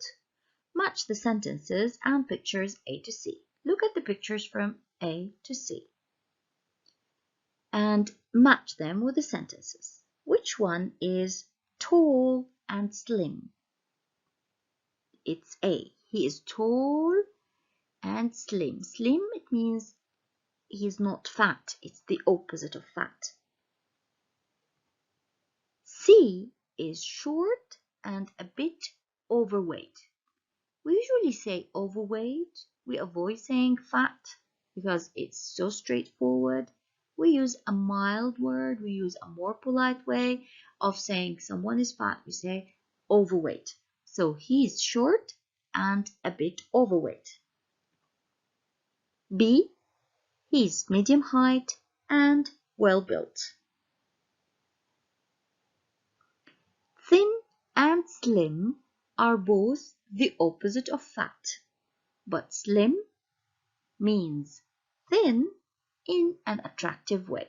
Slim is positive, but when I say thin, it means not very attractive. Now here, match the sentences and pictures. She has fair blonde hair and a ponytail. That's E. She has long wavy hair. That's A. Now you can understand the meaning of the adjectives from looking at the picture. He has gray hair, just the color is gray, and a beard. It's facial hair on his face. There is hair. It's called a beard.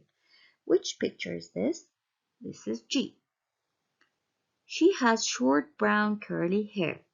That's B. She has red shoulder length hair. Shoulder length means not very tall, not very long, and not very short. Not very long, not very short. It's shoulder length hair. That's C. He's bald and has a mustache. That's F. She has straight dark hair and a fringe. That's D. Fringe is the hair that is above her eyebrows. It covers her forehead. That's called a fringe. Notice that for the length of the hair we say it's long, it's short. Long, short, and shoulder length. Long, short, shoulder length. Some general adjectives. Are these adjectives positive or negative? Are they used for men or women or both? Attractive is an adjective that is used as a positive one. It has a positive meaning and is used for both men and women. Beautiful is positive and it's usually used for women. Good looking is positive and it's used for both. Handsome is positive and it's used for men. Plain, it's negative and it's used for both. Pretty is positive and it's used for women. Ugly is negative and it's used for both. Remember that what does he or what does she look like? This means, can you describe his or her appearance? What is he or what is she like? It means, can you describe his or her personality? So when you see a question with look like, they are asking about appearance. When they're asking with like alone, it means they're asking about the personality. Unit 3, Part B, Grammar. Must, may, might, can't for deduction this time. To deduce means to make a guess. When you are sure something is true, use must. They must be out. There aren't any lights on. Because we can't see any lights, we are making a deduction. We are guessing that they are out. But here we are pretty sure they are out, so we use must. She must have a lot of money. She drives a Porsche. Now, someone who has a Porsche is someone who is rich. That is why we use a deduction with must, because we are pretty sure that this person has a lot of money. We say she must have, not she must has, because after must we need the zero form of the verb.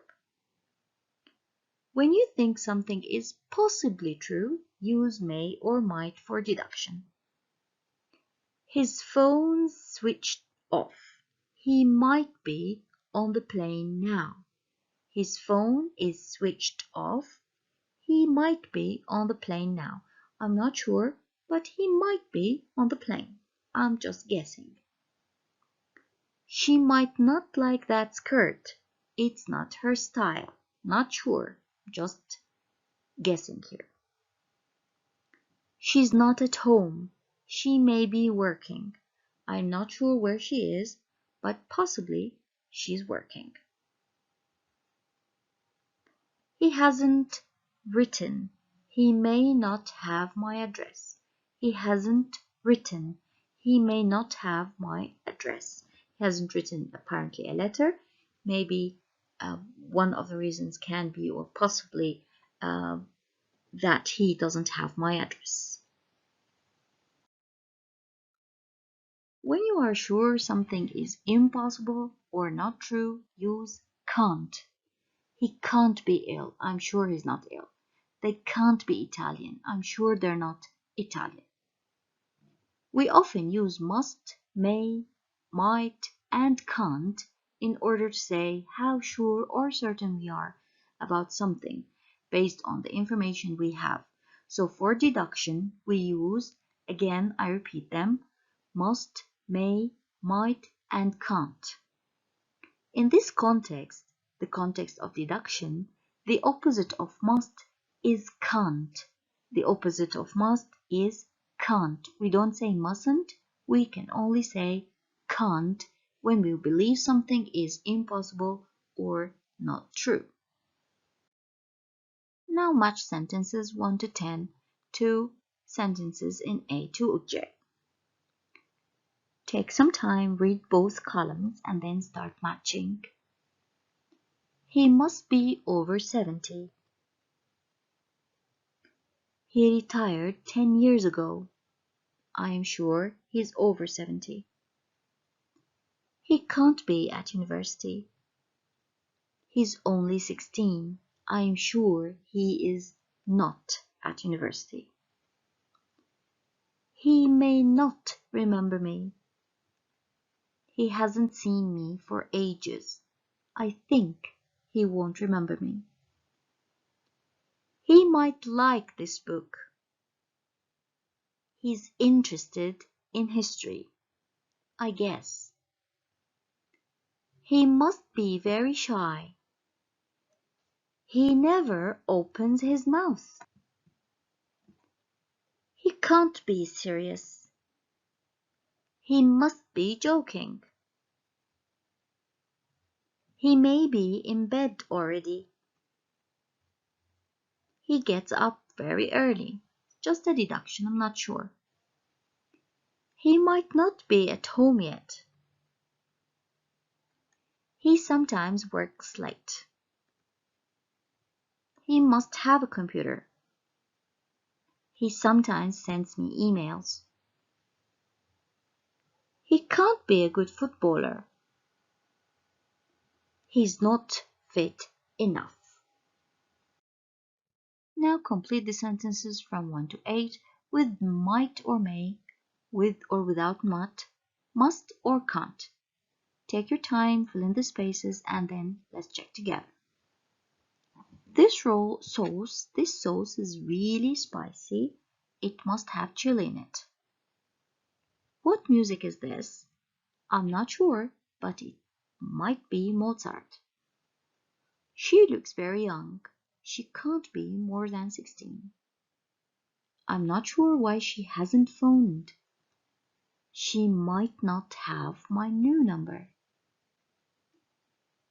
They must have a lot of money. They live in an enormous house.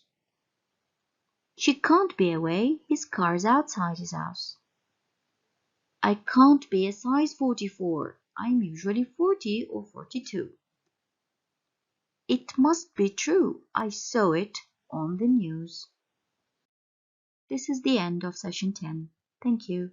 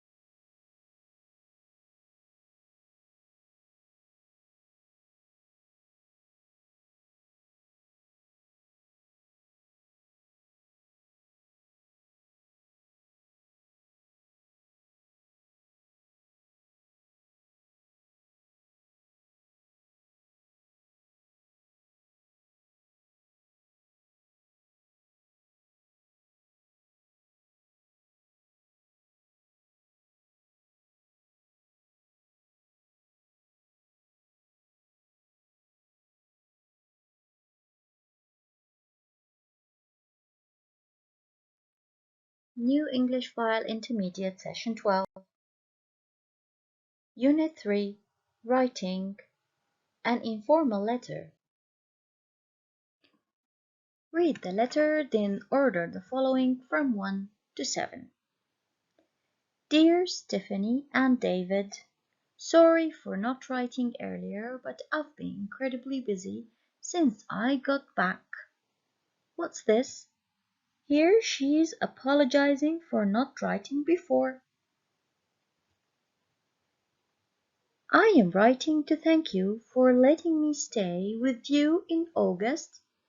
I had a fantastic time, the weather was perfect, and I really think my English got better. I hope you think so too. Now here she's thanking them for having her to stay. It was very nice to meet Claire and Emma. There are a lot of memorable days. Here she's talking in general about the nice things that happened in Scotland. But I'll never forget the open air concert we went to, it was amazing, or the visit to Edinburgh Castle. Here she mentions 2 really good experiences in Scotland. For the last 3 weeks I've been very busy organizing everything for my next year at university until, let's hope they play better next week. Here she is talking about, things that, have been happening to her recently. Anyway, that's all for now. Thanks again. So she's thanking them again. And then she says, spring would be a great time, to visit in Geneva. So she tells them or suggests the best time to come to Geneva.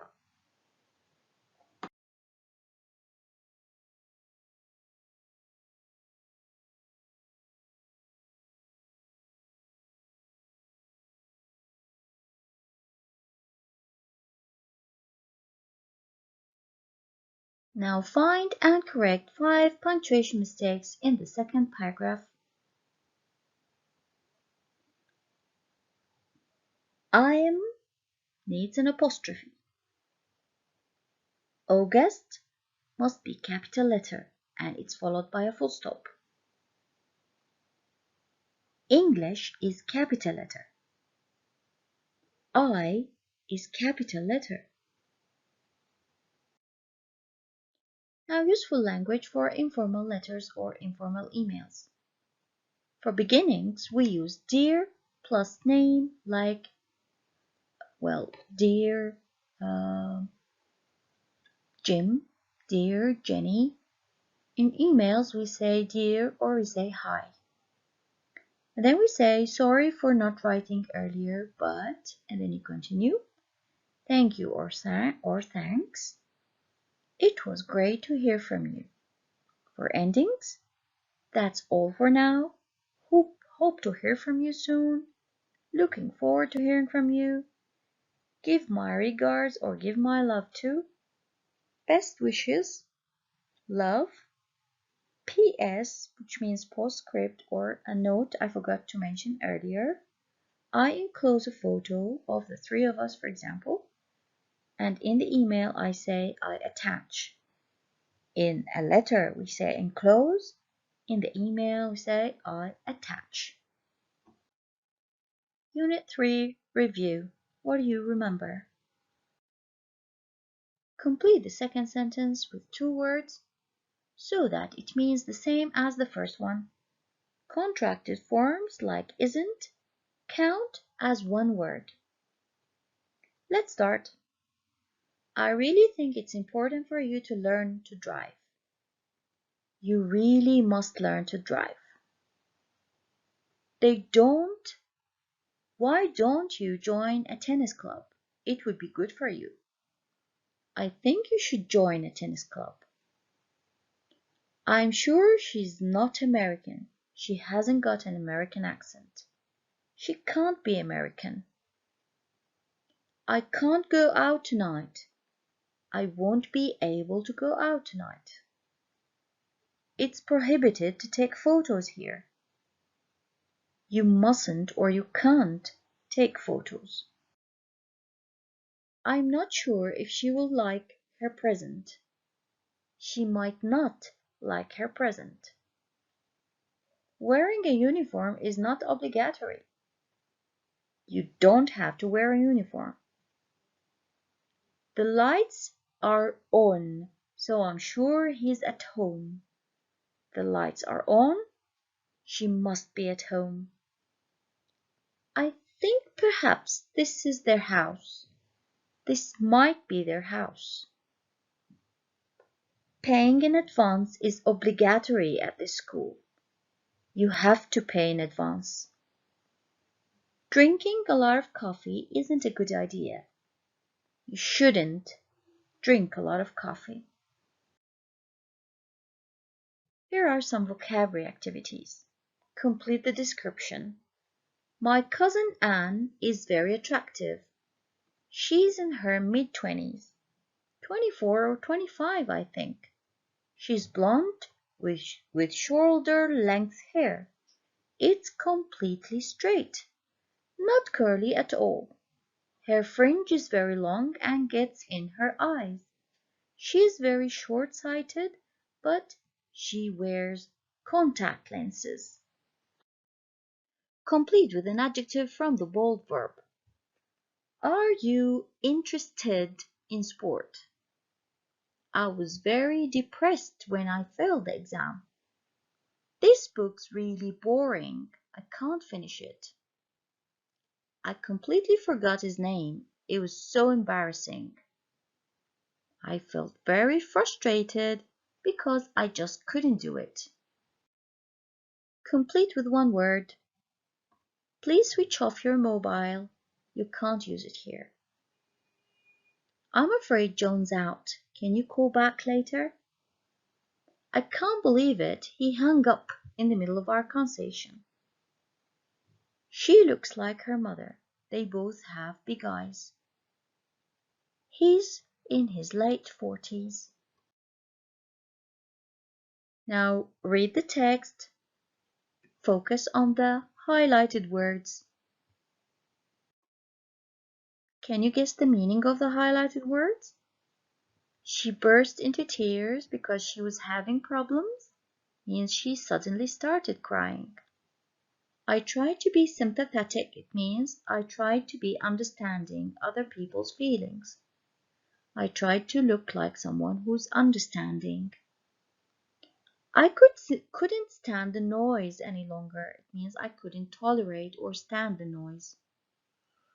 Many publishers turned down my book, means they refused or rejected my book. I was deeply hurt at that time, but now I'm laughing. I was very unhappy at that time. Choose A, B, or C. In 1990, Minute Walters was quite pessimistic about the chances of her first novel being published. When her agent first phoned, Minute felt that she shouldn't celebrate the news. Her agent couldn't understand her reaction. In the end, Minute's good news made her friend feel better. Now that she's very successful, she feels negative towards the publishers who rejected her. This is the end of the review. Thank you. New English File, Intermediate, Session 13. Unit 4, Part A, Vocabulary. Vocabulary in this unit have to do with education. Match the questions on the right with the school subjects on the left. We have chemistry, geography, history, information technology, literature, maths, physics, and biology. The first question is, when did the Second World War end? This question has to do with history. What is the capital of Colombia? This is geography. Who wrote Hamlet? Hamlet is a play written by Shakespeare, and this has to do with literature. How many kilobytes are there in a megabyte? We use this in information technology. Who invented the theory of relativity? Well, that was Einstein, and this is physics. What's 5 by 18 divided by 4? That's math. How many legs does the insect have? Well, 6. And the answer here is 7. What is water made of? Well, it's H2O, and this has to do with chemistry. Complete each sentence with a verb. We have the words behave, cheat, do, fail, learn, leave, pass, revise, study, start, and take. They are all verbs. We need to complete the sentences from 1 to 9 with these verbs. When she was at school, she used to study for hours every evening. When she was at school, she used to study for hours every evening. I must revise tonight. I have an exam tomorrow. I must revise. It means I studied earlier. I need to repeat what I studied so that I memorize and remember the information I studied. Number 3. Our history teacher was terrible. We didn't learn anything. Now the teacher teaches and the student learns. Number 4. If you don't do homework, you can't watch TV later. We do our homework. We use the word do with homework. Notice that we don't say homework because the word homework is uncountable. So if you don't do homework, you can't watch TV later. The teacher was angry because some of the pupils had tried to cheat in the exam. To cheat in the exam, to do something illegal, to see, for example, the answers of your friend, to read from the book without the teacher noticing. All of that's called cheating. So the teacher is angry because some of the pupils had tried to cheat in the exam.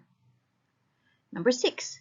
If you want to be a doctor, you have to take a lot of exams or you have to do a lot of exams. We say take an exam or do an exam. Number 7.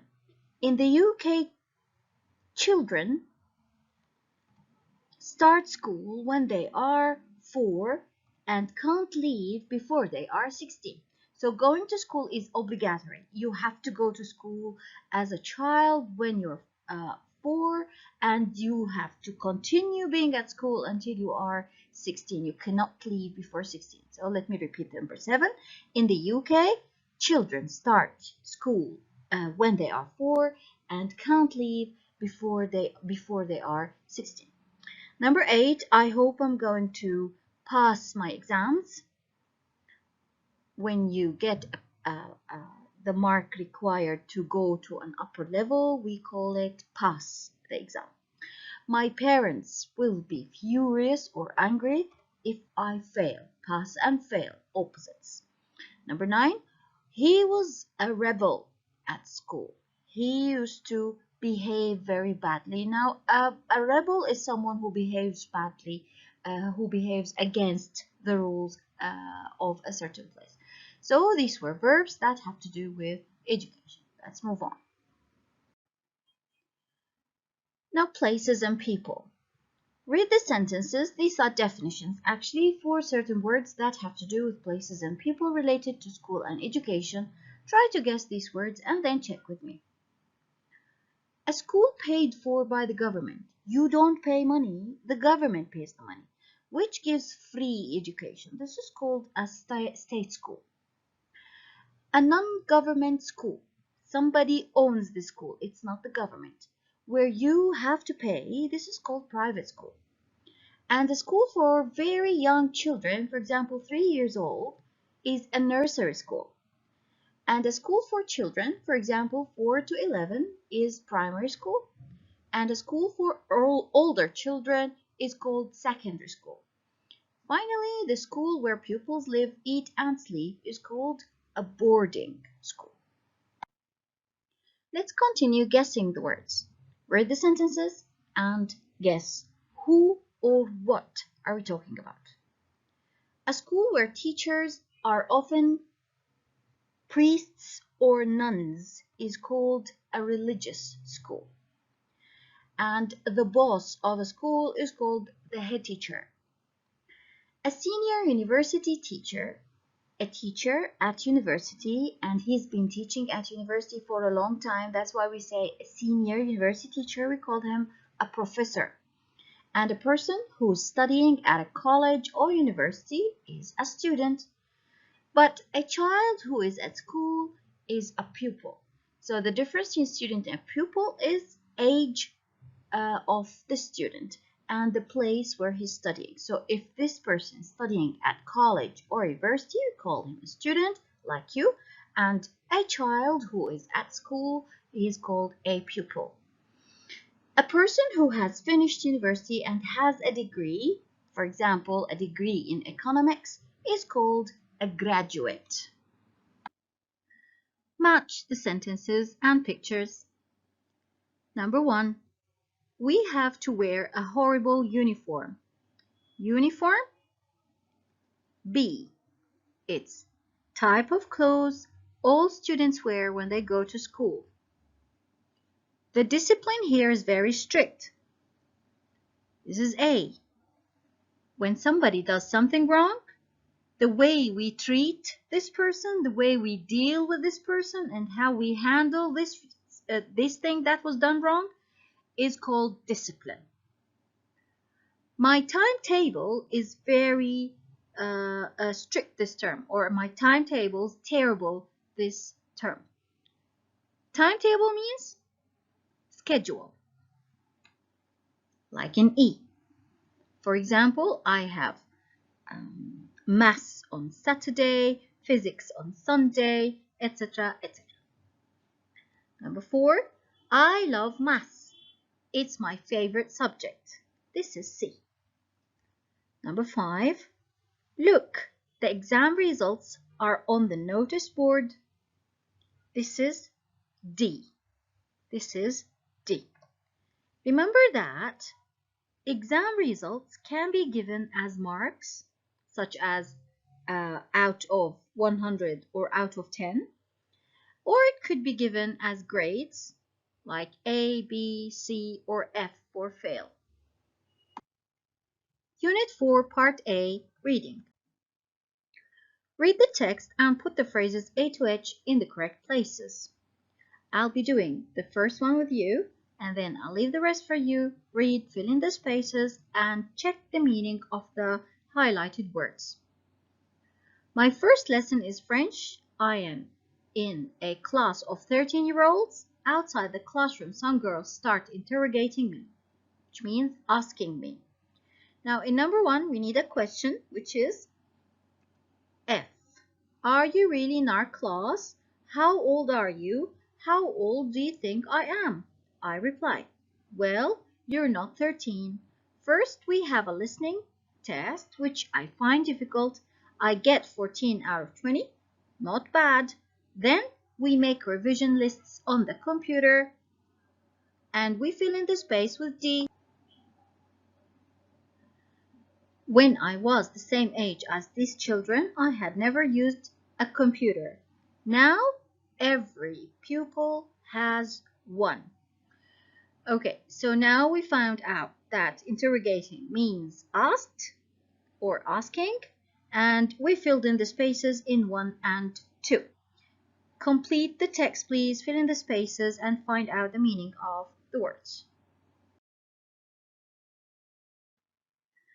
Now we deleted the phrases that were used in the previous paragraphs. Continue, fill in the spaces with the rest of them, and then check your answers. Here's the last part. We have spaces 7 and 8 that should be filled with A and E. Where does each phrase go? Read and check your answers. Now also, please don't forget to think about the meaning of the highlighted words. Then move on. Now let's guess the meaning of the highlighted words. Interrogating means asking questions in an aggressive way. Do up is to fasten a button or shoelaces. In return means in exchange. Canteen is a communal dining room. Communal means for everybody, in school or factory. Spreadsheets, it's actually a computer program used for financial planning, like Excel. Give it in, to give something to somebody in authority. So to give an essay in is to hand in your essay to your teacher, for example. Slightly dazed, which means a bit unable to think clearly. Bell is a metal object shaped like a cup that makes a ringing noise when you move it. There's a big bell in the church. It rings on Sundays. Unit 4, Part A, Grammar. First conditional and future time clauses with when and until, etc. First conditional sentences, if or unless plus present simple, and in the result we need will or won't plus infinitive. For example, if you don't do more work, you will fail the exam. So we have the conditional clause, which is if you don't do more work, which has simple present, which is don't do in the negative. And in the result, we have you will fail. You'll fail the exam. Second sentence, he will be late for work if he doesn't hurry up. Notice that the conditional clause here came next. We have it after the result. So we have if present simple, which is doesn't hurry, and in the result clause we have will and infinitive. She won't get into university unless she gets good grades. So the conditional clause here is unless she gets. Notice the use of the present simple here. And in the result clause we have won't or will not get into university. Unless means if not. Use the present tense, not the future tense, after if in the first conditional sentences. Unless means if not. You can also use an imperative instead of the will clause. Imperative means an order. For example, come and see us next week if you have time. So let me just repeat a little bit up there. With unless, which means if not, an example of that is I won't go unless she invites me. This means I won't go if she doesn't invite me. Did you notice that unless here in the first sentence means if not in the second? We said about the imperative, so we can say come and see me, which is imperative. It's an order. If you have time, it's the conditional clause. How about future time clauses now? Now in future time clauses, instead of if, we use time expressions like as soon as, when, until, before, and after. Look at the following examples. As soon as you get your exam results, call me. Notice we use the simple present with as soon as, and in the result clause we use imperative. We will have dinner when your father gets home. when is followed by simple present and the result clause we will have. Choose future. I won't go to bed until you come home. Until comes with simple present and the result clause comes with will not go. I'll have lunch before I leave. Before is followed by simple present and the result clause I will have. After I finish university, I will probably take a year off and travel. After is followed by the simple present and will probably take. This is in the result clause.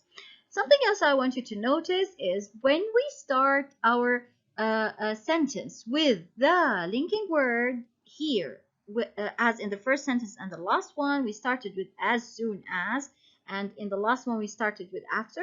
Notice that before we start the result clause, we put a comma. There is a comma. So as soon as you get,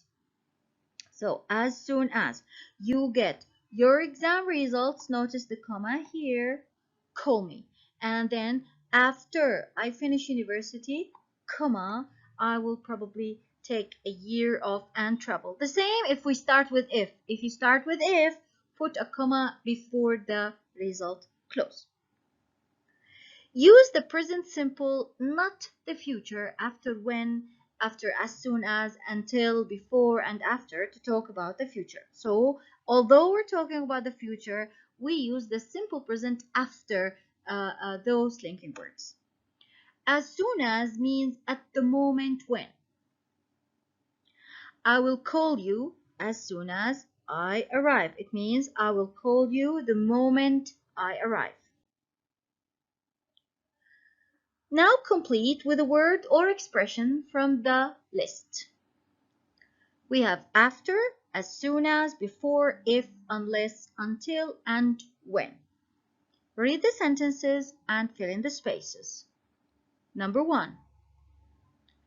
After we have dinner, we could go for a drink. 2. I must write the date in my diary before I forget it. 3. Let's wait under the tree until it stops raining. 4. This job's very urgent, so please do it as soon as you can. 5.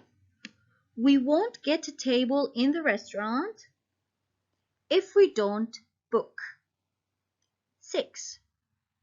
I'll pay you back when I get my first salary or as soon as I get my salary. 7. I can't go unless you pay for my ticket. I am broke. 8. They'll be really happy when they hear your news. 9.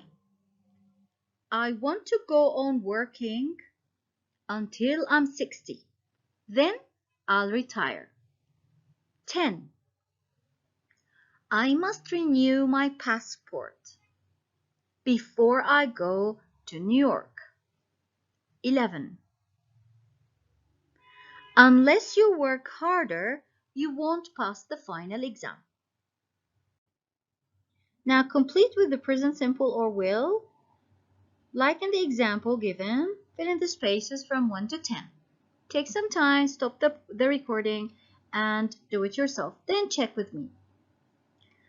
Don't forget to turn off the lights before you leave. Simple present. Go to bed when the film finishes. Simple present. They will not get married until they find a place to live.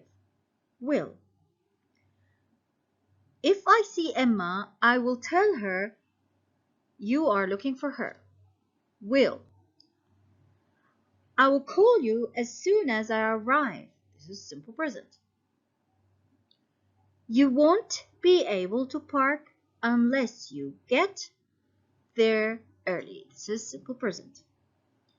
As soon as it stops raining, we will go out. Number 8. She won't like curry if she doesn't like spicy food. 9. Don't write anything until I tell you. Now 10. When she finds out that he's done, she will be furious. Now what he has done, of course. So when she finds out what he has done, she will be furious. This is the end of the session. Thank you. New English File Intermediate, Session 14. Unit 4, Part B, Grammar. Read the questions and match each question with its answers. From 1 to 5, match the questions with the possible answers. Read them on your own and then let's check together. If you could live in another period of time for its fashion, when would you choose and why?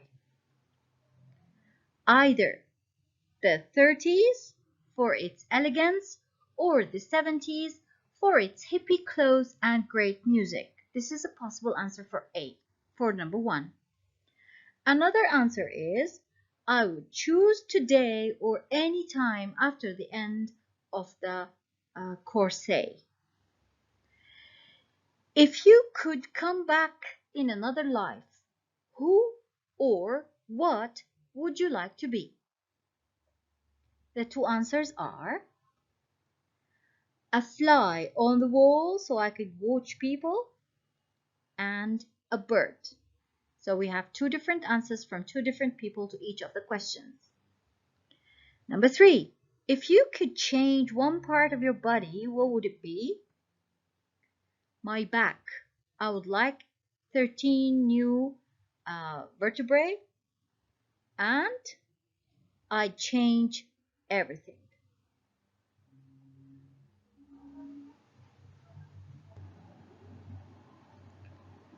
What would you wear if you were invited on a date by someone you really liked? Jeans and a shirt? Some super comfortable French pajamas that everyone thinks are clothes. Now 5. What would you eat for your last meal and who, dead or alive, would you share it with? With a fabulous woman, I wouldn't really care about the food. I would have a pasta supper with my dog, Macaroni. It's what she has wanted her whole life, which is macaroni.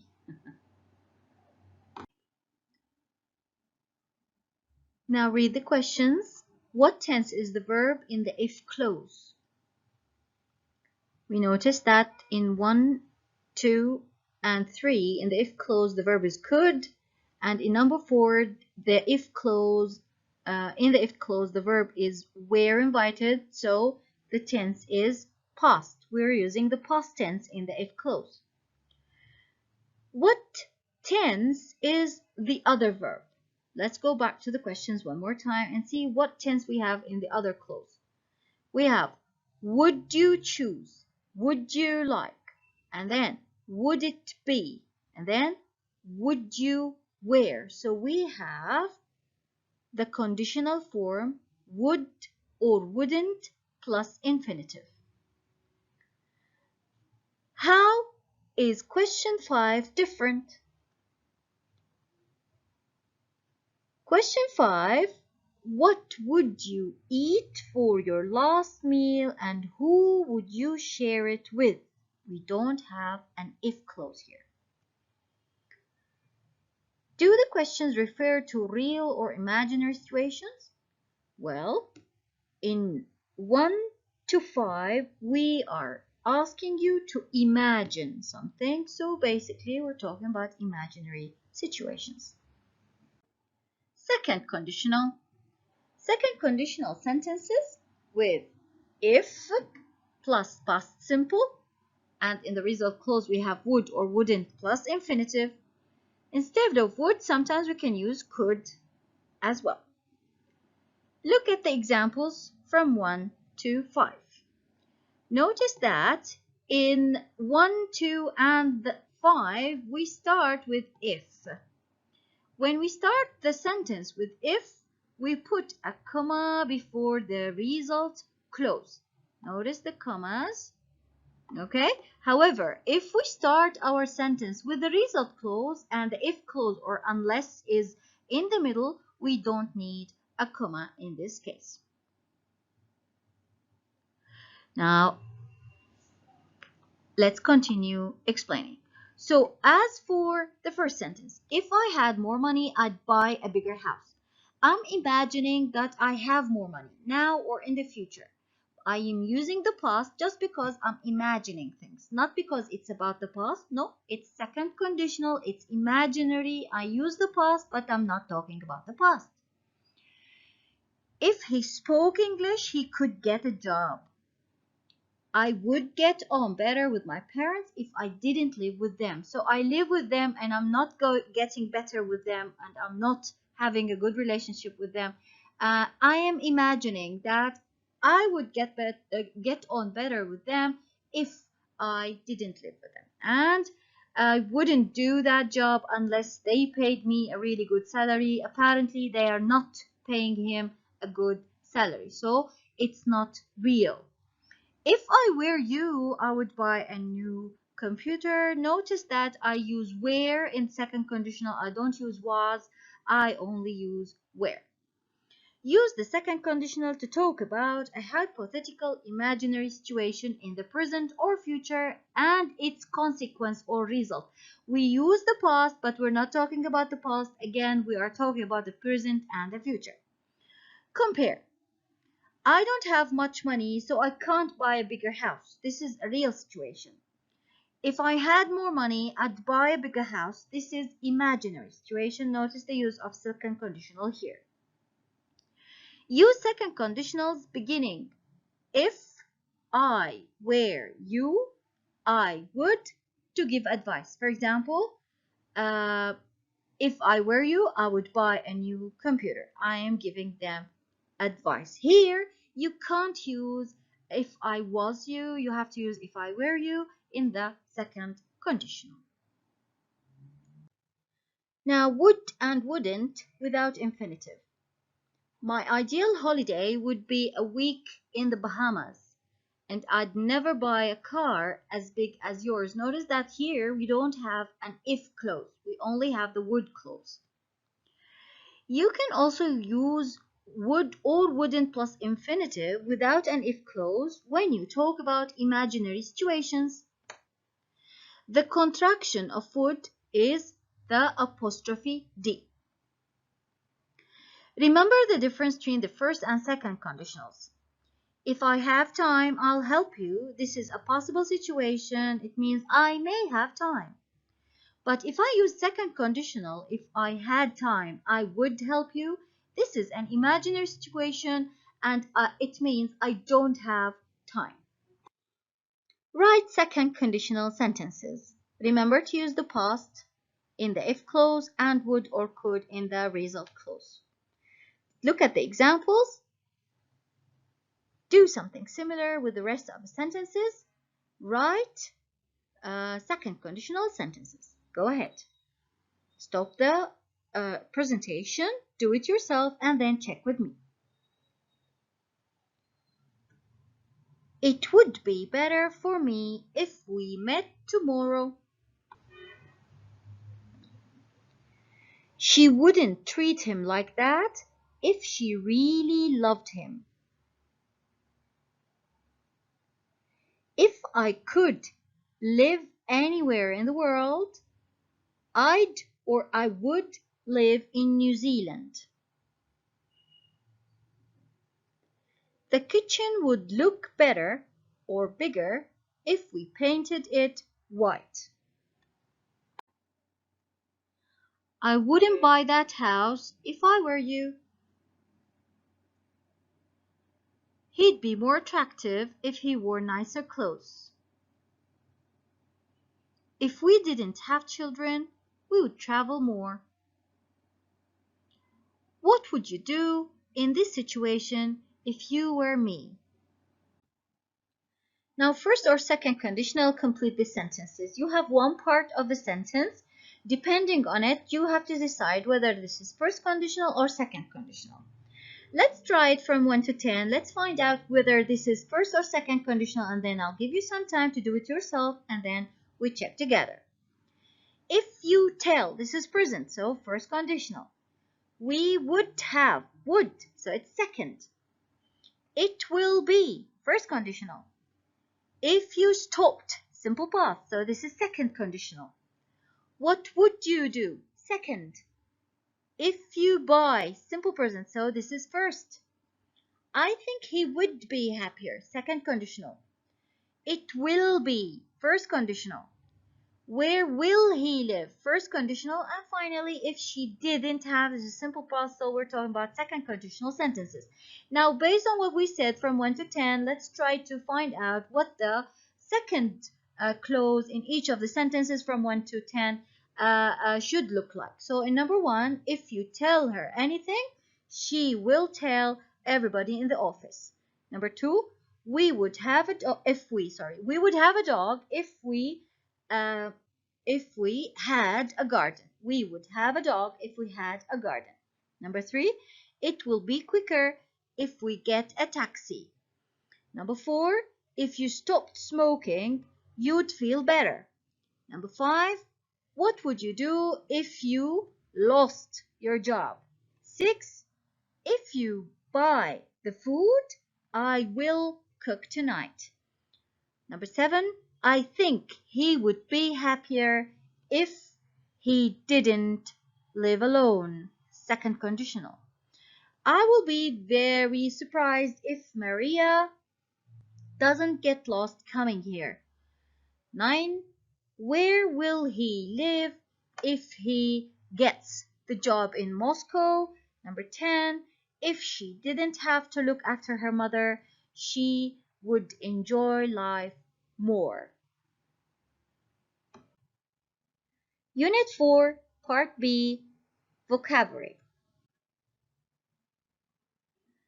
Houses. Look at the cover of Ideal Home magazine on the right. Which room is this? Which room is it? How many things in the room can you name? Now you can see it's a living room, and in this living room we have curtains. Now I'll just sign to the curtain. This is the curtain, as you can see it here. I'm coloring it yellow right now. Okay, and we have a sofa. This is the sofa. We have the cushions. They are small pillows on the sofa. We have also a carpet. It's on the floor. We have an armchair. This is the armchair. It's only for one person. A sofa is bigger than an armchair. A plant. This is a plant. And a mirror. It's back there. Types of houses. Match the words and the pictures. A block of flats, and in the USA they call it apartment building, as in number 2. A cottage, as in number 3, found in villages. Detached house, number 4. And terraced house, as in number 1. Where people live. Match the sentences. I live in the country. There are fields and trees all around me. I live in the city center. It's right in the middle of the city. I live in the suburbs. It's the area outside the central part of town. I live in a village. It's very small, with only 800 inhabitants. I live in a small town. It has 20,000 inhabitants. I live in a residential area. There are a lot of houses but no offices or big shops. I live on the second floor. There are 2 floors below me. Parts of a house. A balcony is number 3. Chimney. That is 1. This is chimney. A garden is 7. A gate, that is 6.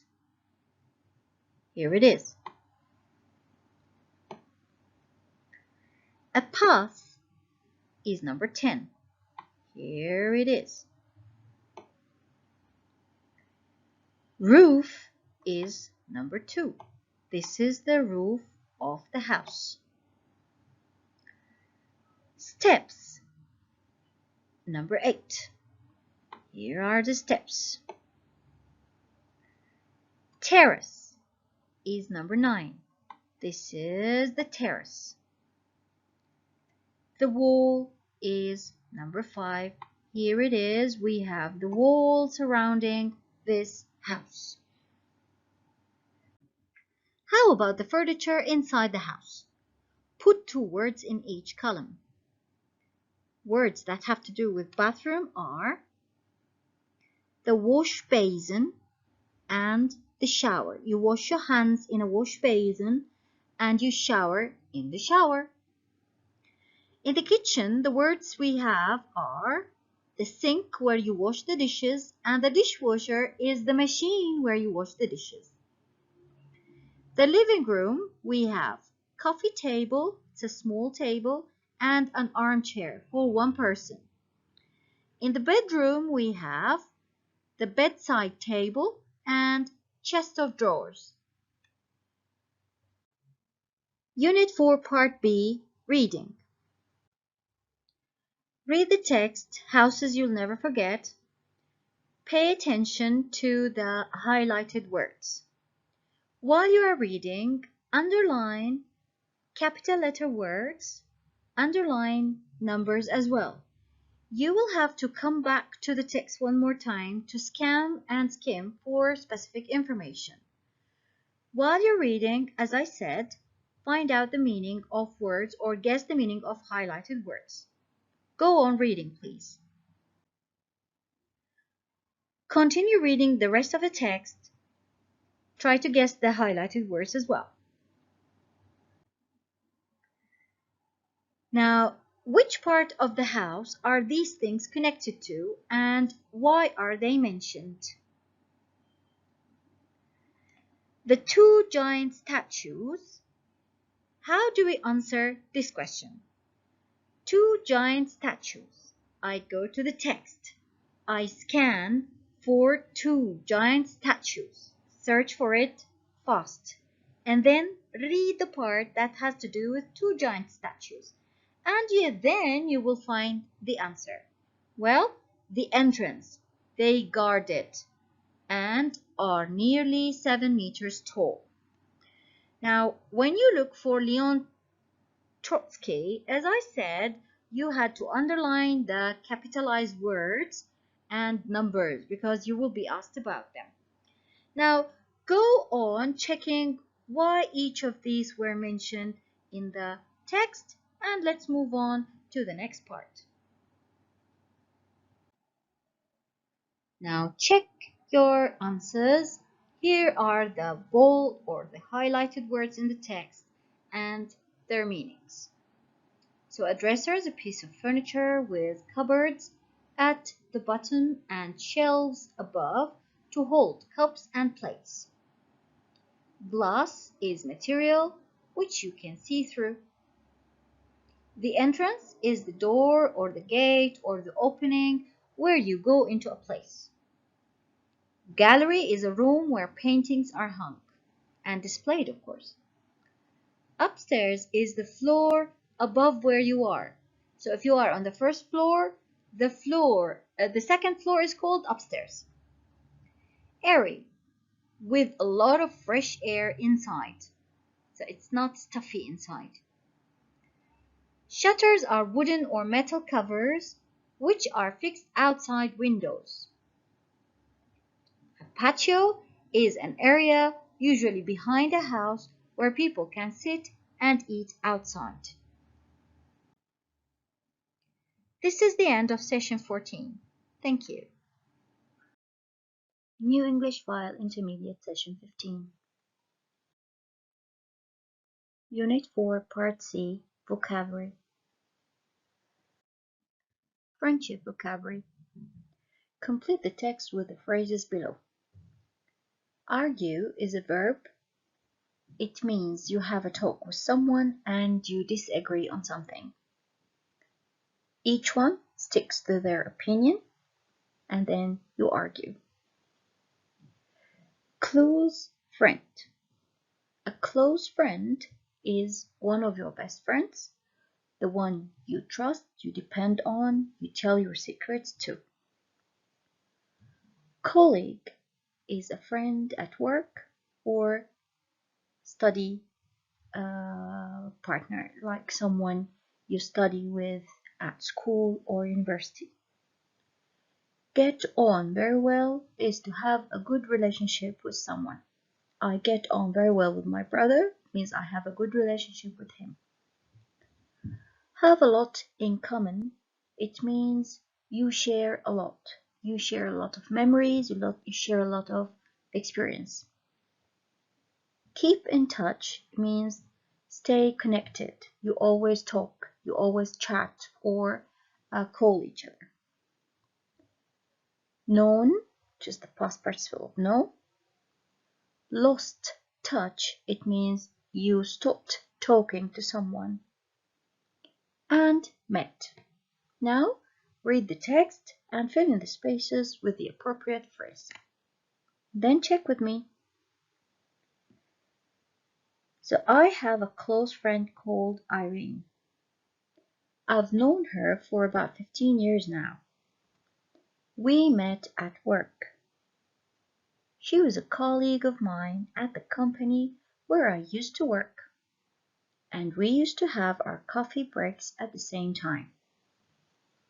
We get on very well, although we don't have a lot in common. We have quite different interests. We don't work together anymore. And when I changed jobs, we lost touch for a couple of years. But we keep in touch regularly. We phone each other once a week and we see each other about twice a month. We don't often argue, only sometimes about films, as we have completely different tastes. Unit 4, Part C, Grammar. Read about the Friends Reunited website and answer the question. What's it for and how do you use it? Reunited, it means they got together again after losing touch for a while. Read the text and then answer the questions. What's it for and how do you use it? And here we're asking about the website.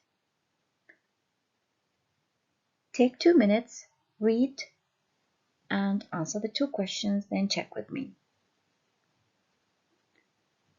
We understand that it's a website for finding out what old friends are doing and getting back in touch with them.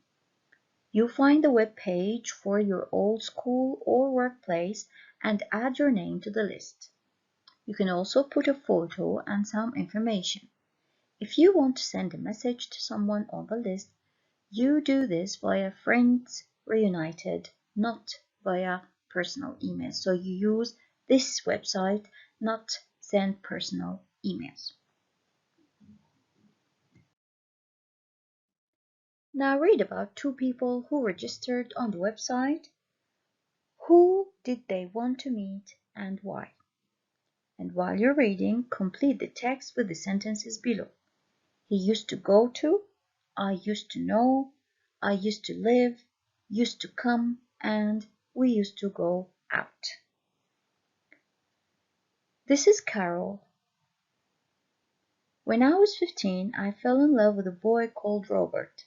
I was at school, a girls' convent, and he was in his first year at university. We used to go out in secret because my parents didn't like him at all. Robert was a long-haired hippie who played the guitar. But after a year, I broke up with him because my parents were making my life impossible. Robert was very angry, and we completely lost touch. But I always wondered what had happened to him, and when I heard about Friends Reunited, I decided to try to get in touch again.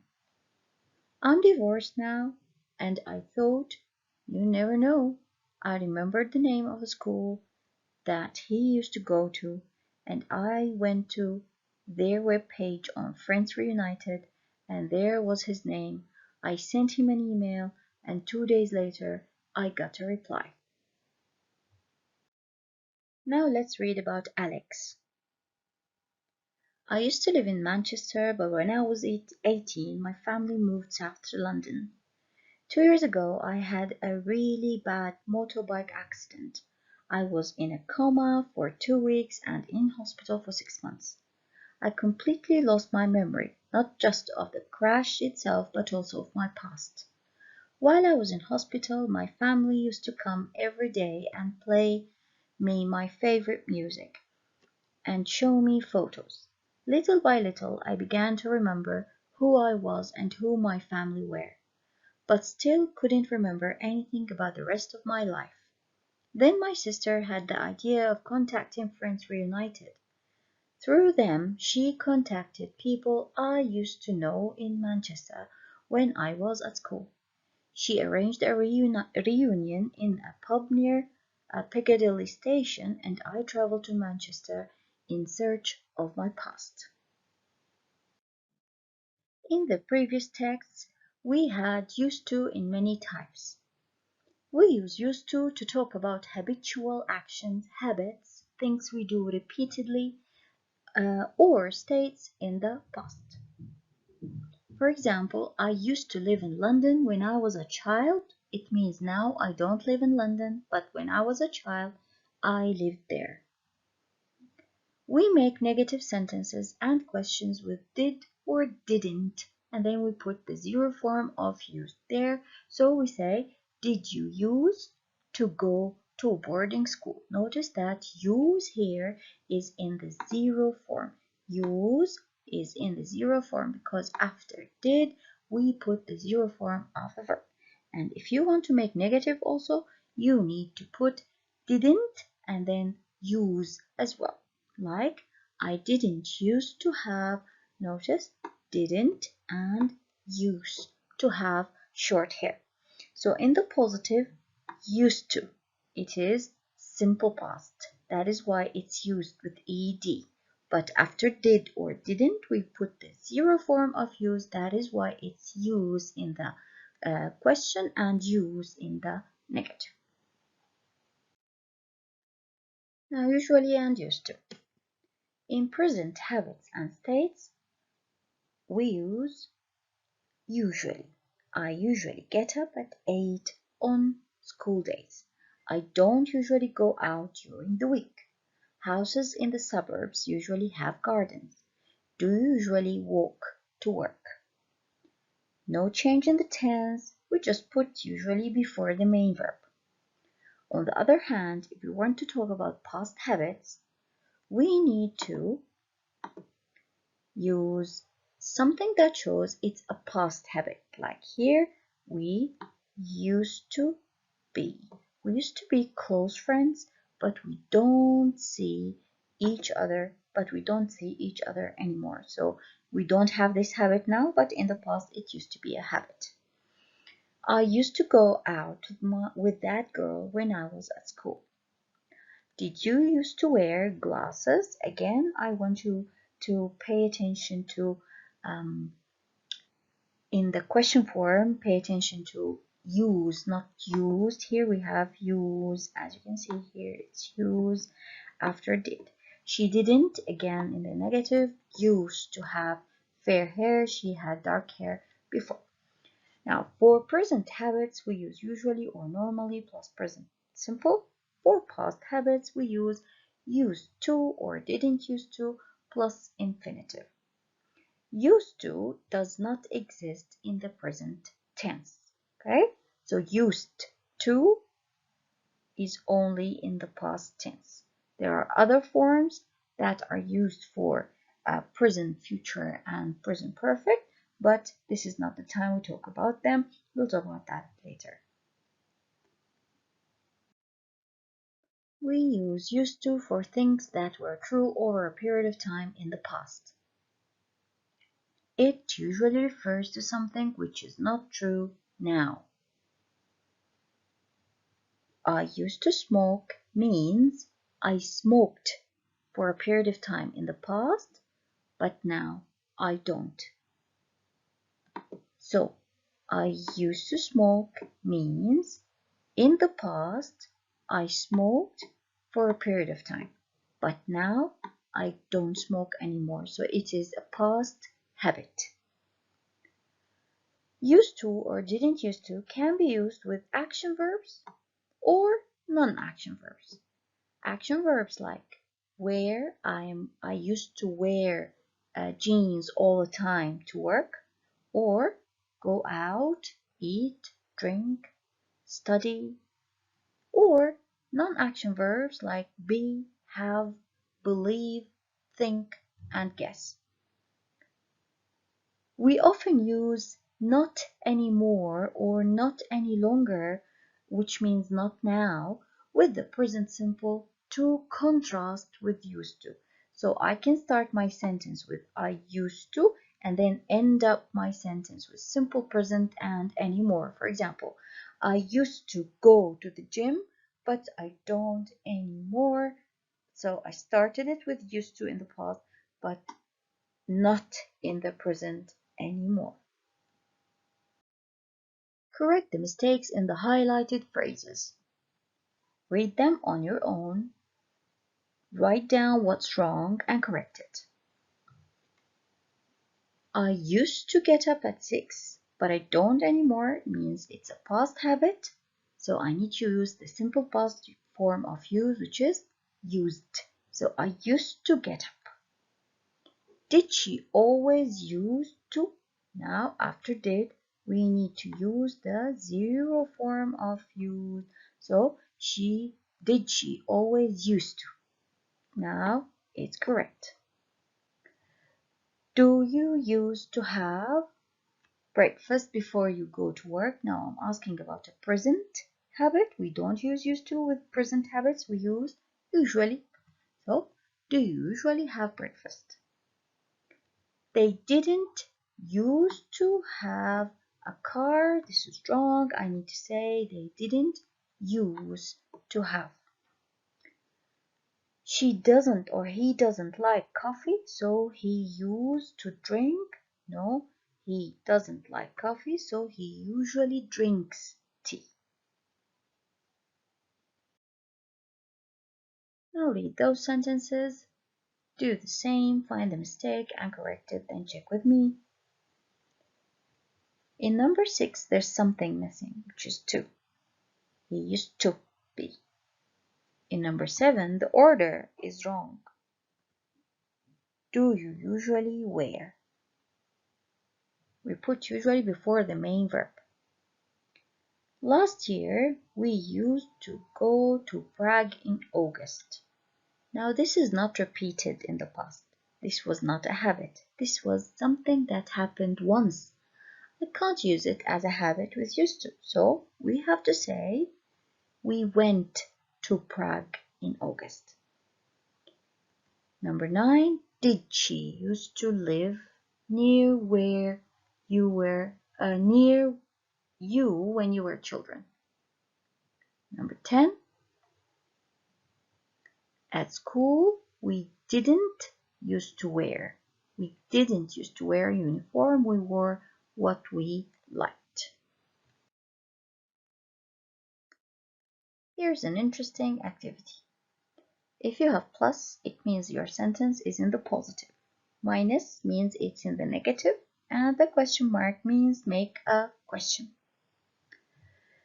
We have the verbs argue, be, go, have, like, live, play, and work. Fill in the spaces with the correct form of the verbs and used to. Take some time, do it on your own, and then check with me. Number 1. Christy used to live in Bristol, but she moved to London last year. Did you used to have a mustache? You look different. I did not used to like my boss, but now we get on quite well. Where did you used to work before you started with this company? We used to be really close, but now we hardly meet. She used to play tennis professionally, but she retired last year. When I lived in Paris, I always used to have breakfast in a cafe. Did you used to argue with your parents when you were a teenager? He did not used to be so slim. In fact, he was quite overweight before. Unit 4, Part C, Reading. Read the text and choose the best summary for each paragraph. A summary summarizes or briefs the whole paragraph in one sentence. It chooses the most important information and sums them up in one sentence. I'll be doing this one with you, and then you'll be doing the rest of the paragraphs on your own. Always click to check. Do you need to edit your friends? Is your mobile phone directory full of phone numbers of people you don't really want to talk to?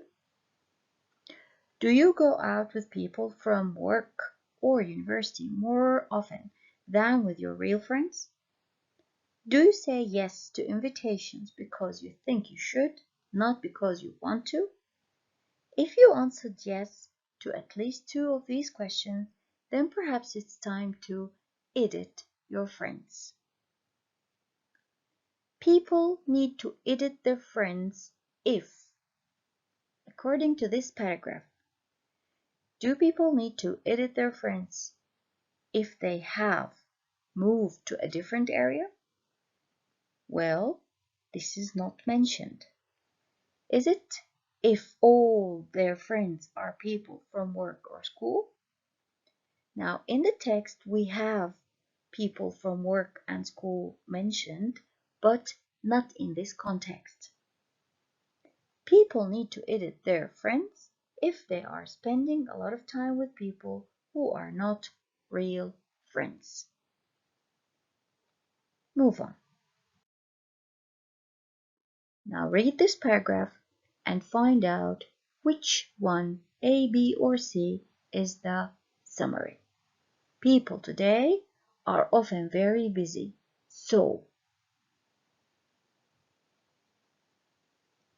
they should think carefully about how they spend their free time. Move on. Who are the friends you need to edit? Again, stop the presentation, read the paragraph, and find out. The writer says that A, B, or C. Actually, the writer says that we should ask ourselves who our real friends are.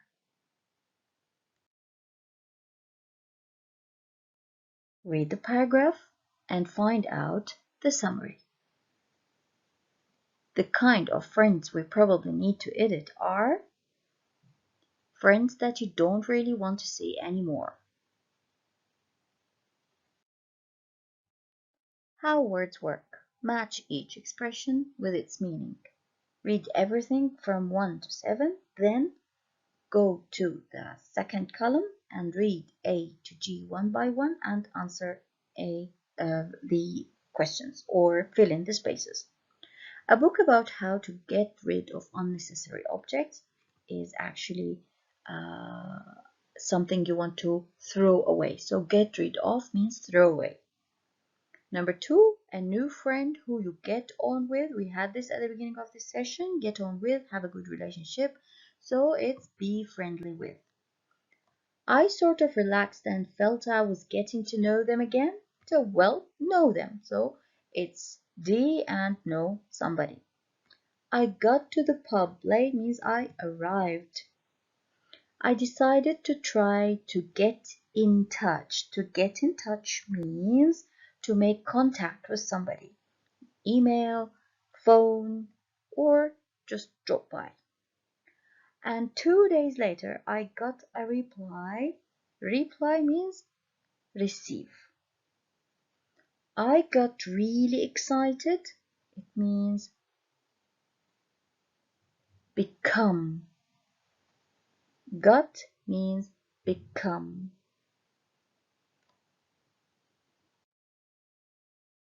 Complete the questions with get or an expression with get. Who do you best in your family? So they want to know who do you have a good relationship with in your family. So who do you get on with? And does it take you long to get to know new people? Get to know means know them little by little. Do you get more emails from friends than work-related ones? Get here means receive. How do you normally get in touch with your friends? It means how do you contact them? How often do you get rid of things that you don't use anymore? How often do you throw away? This is the end of session 15. Thank you. New English File Intermediate Session 16. Unit 4, Writing, describing a house or a flat. Read about a New York apartment. Improve the description by replacing the word nice with one of the words or one of the adjectives below. Often there is more than one possibility. So we have breathtaking, ideal, magnificent, perfect, spacious, and superb. Some of them have the same meaning or almost the same meaning, like when I say breathtaking, magnificent, and superb. However, ideal means perfect, well, which is another synonym of perfect, and spacious, it means there is enough space in it. So it's the opposite of small or compact.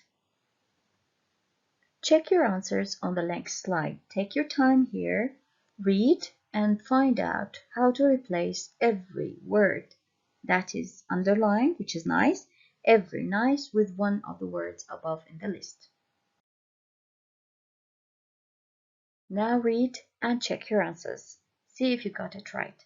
There is no one single right answer, but because, well, ideal and perfect are interchangeable, superb, magnificent, breathtaking are interchangeable as well. Spacious is the right answer in the second space because we're talking about 150 square meters, so it's space that we're talking about. Now let's do the review and see what you remember in Unit 4. Now complete the sentences with the right form of the verb in brackets.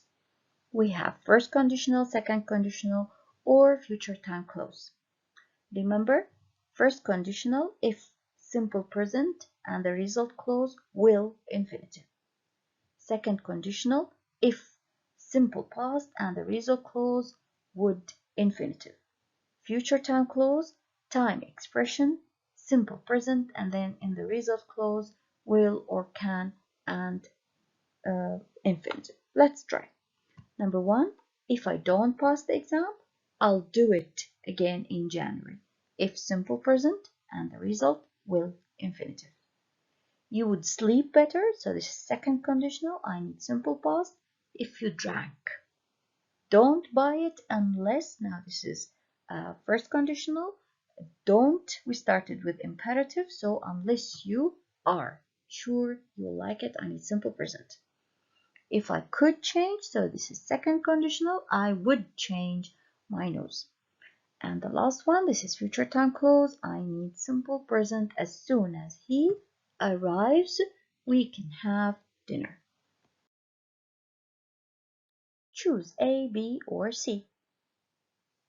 Stop the presentation, choose the right answer, and then check with me. Where would you live if you took the job in London? This is second conditional, and it's a question. I used to go out with that boy over there. I need to add infinitive. Number 3.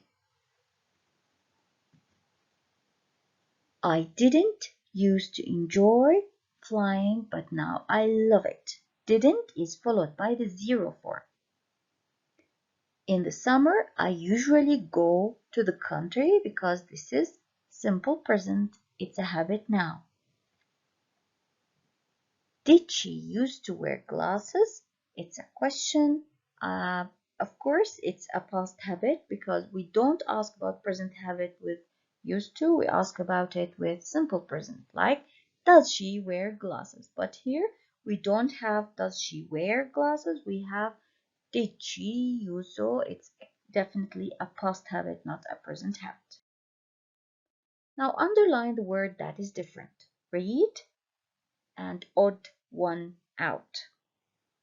Let's check. Cottage, flat, detached house. These are types of residential accommodation where a place to stay in, a place to live in, but the village is a larger place. Well, it's where the flat is, it's where the cottage is, etc. Sink, dishwasher, fridge, and shower. Of course, it's the shower because it's a room while the rest are not. They are things that are available in a kitchen or in the house anyway. Secondary, uniform, boarding, and state. It's uniform because secondary, boarding, and state are types of school. Cheat, pass, exam, and fail. It's exam because cheat, pass, and fail are verbs while exam is a noun.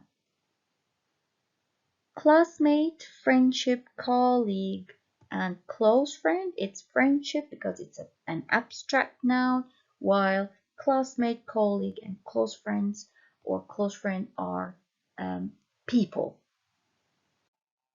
Now complete the sentences. Math, physics, and geography are subjects.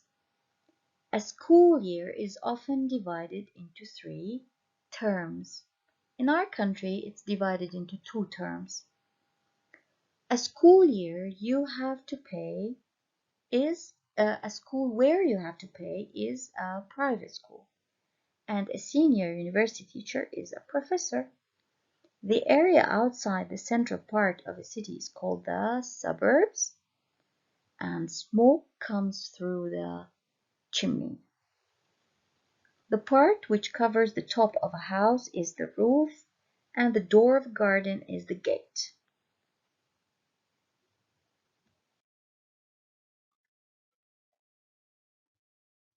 Fill each gap with one word. They often argue about politics. Don't keep in touch with old school friends, or do you keep in touch with old school friends? They live in the suburbs. Do you get on well with the people in the office? My son's at university. My son is at university. We don't have very much in common. Now here is a reading text. Read with the intention of answering the questions that follow and finding out the meaning of the highlighted words. Take your time, read, and go on to the next part and then answer the questions. Continue reading. Now mark the sentences true or false or doesn't say. Doesn't say means it's not mentioned in the text. Another brick in the wall was also successful outside the UK. This is true, not only in the UK. The children got a little money for singing on the record. So the children got a little money for singing on the record. No. The music teacher was a friend of the group Pink Floyd. It's not mentioned, doesn't say. The head of the school wasn't happy about the song. True. Peter Rowan was one of the 13 children. False. He thinks the children will get a lot of money. False as well. Ian Abbott is sorry that he didn't work harder at school. Actually, this is true. He doesn't have any children of his own. We don't know. The text doesn't say. Mirabai Narayan is sure the song made her become a teacher. False. Now check the meaning of the highlighted words. Court is the place where a judge or jury decide if someone has broken the law. Royalties is money, for example, a musician earns from the sales of a record, or when a song he or she wrote or performed is played on the radio. The money they get is called royalties. Chorus is the part of a song which is repeated several times. So during the song, we start with the chorus and then they sing the other part and they repeat the chorus, they sing another part, they repeat the chorus as well. Kids is an informal word for children. Banned, prohibited, or did not allow. Regret, feel sorry for something you did or something you didn't do. Degree is a university qualification. So I had a degree in biology. It means I have a university qualification in biology. This is the end of session 16. Thank you for listening.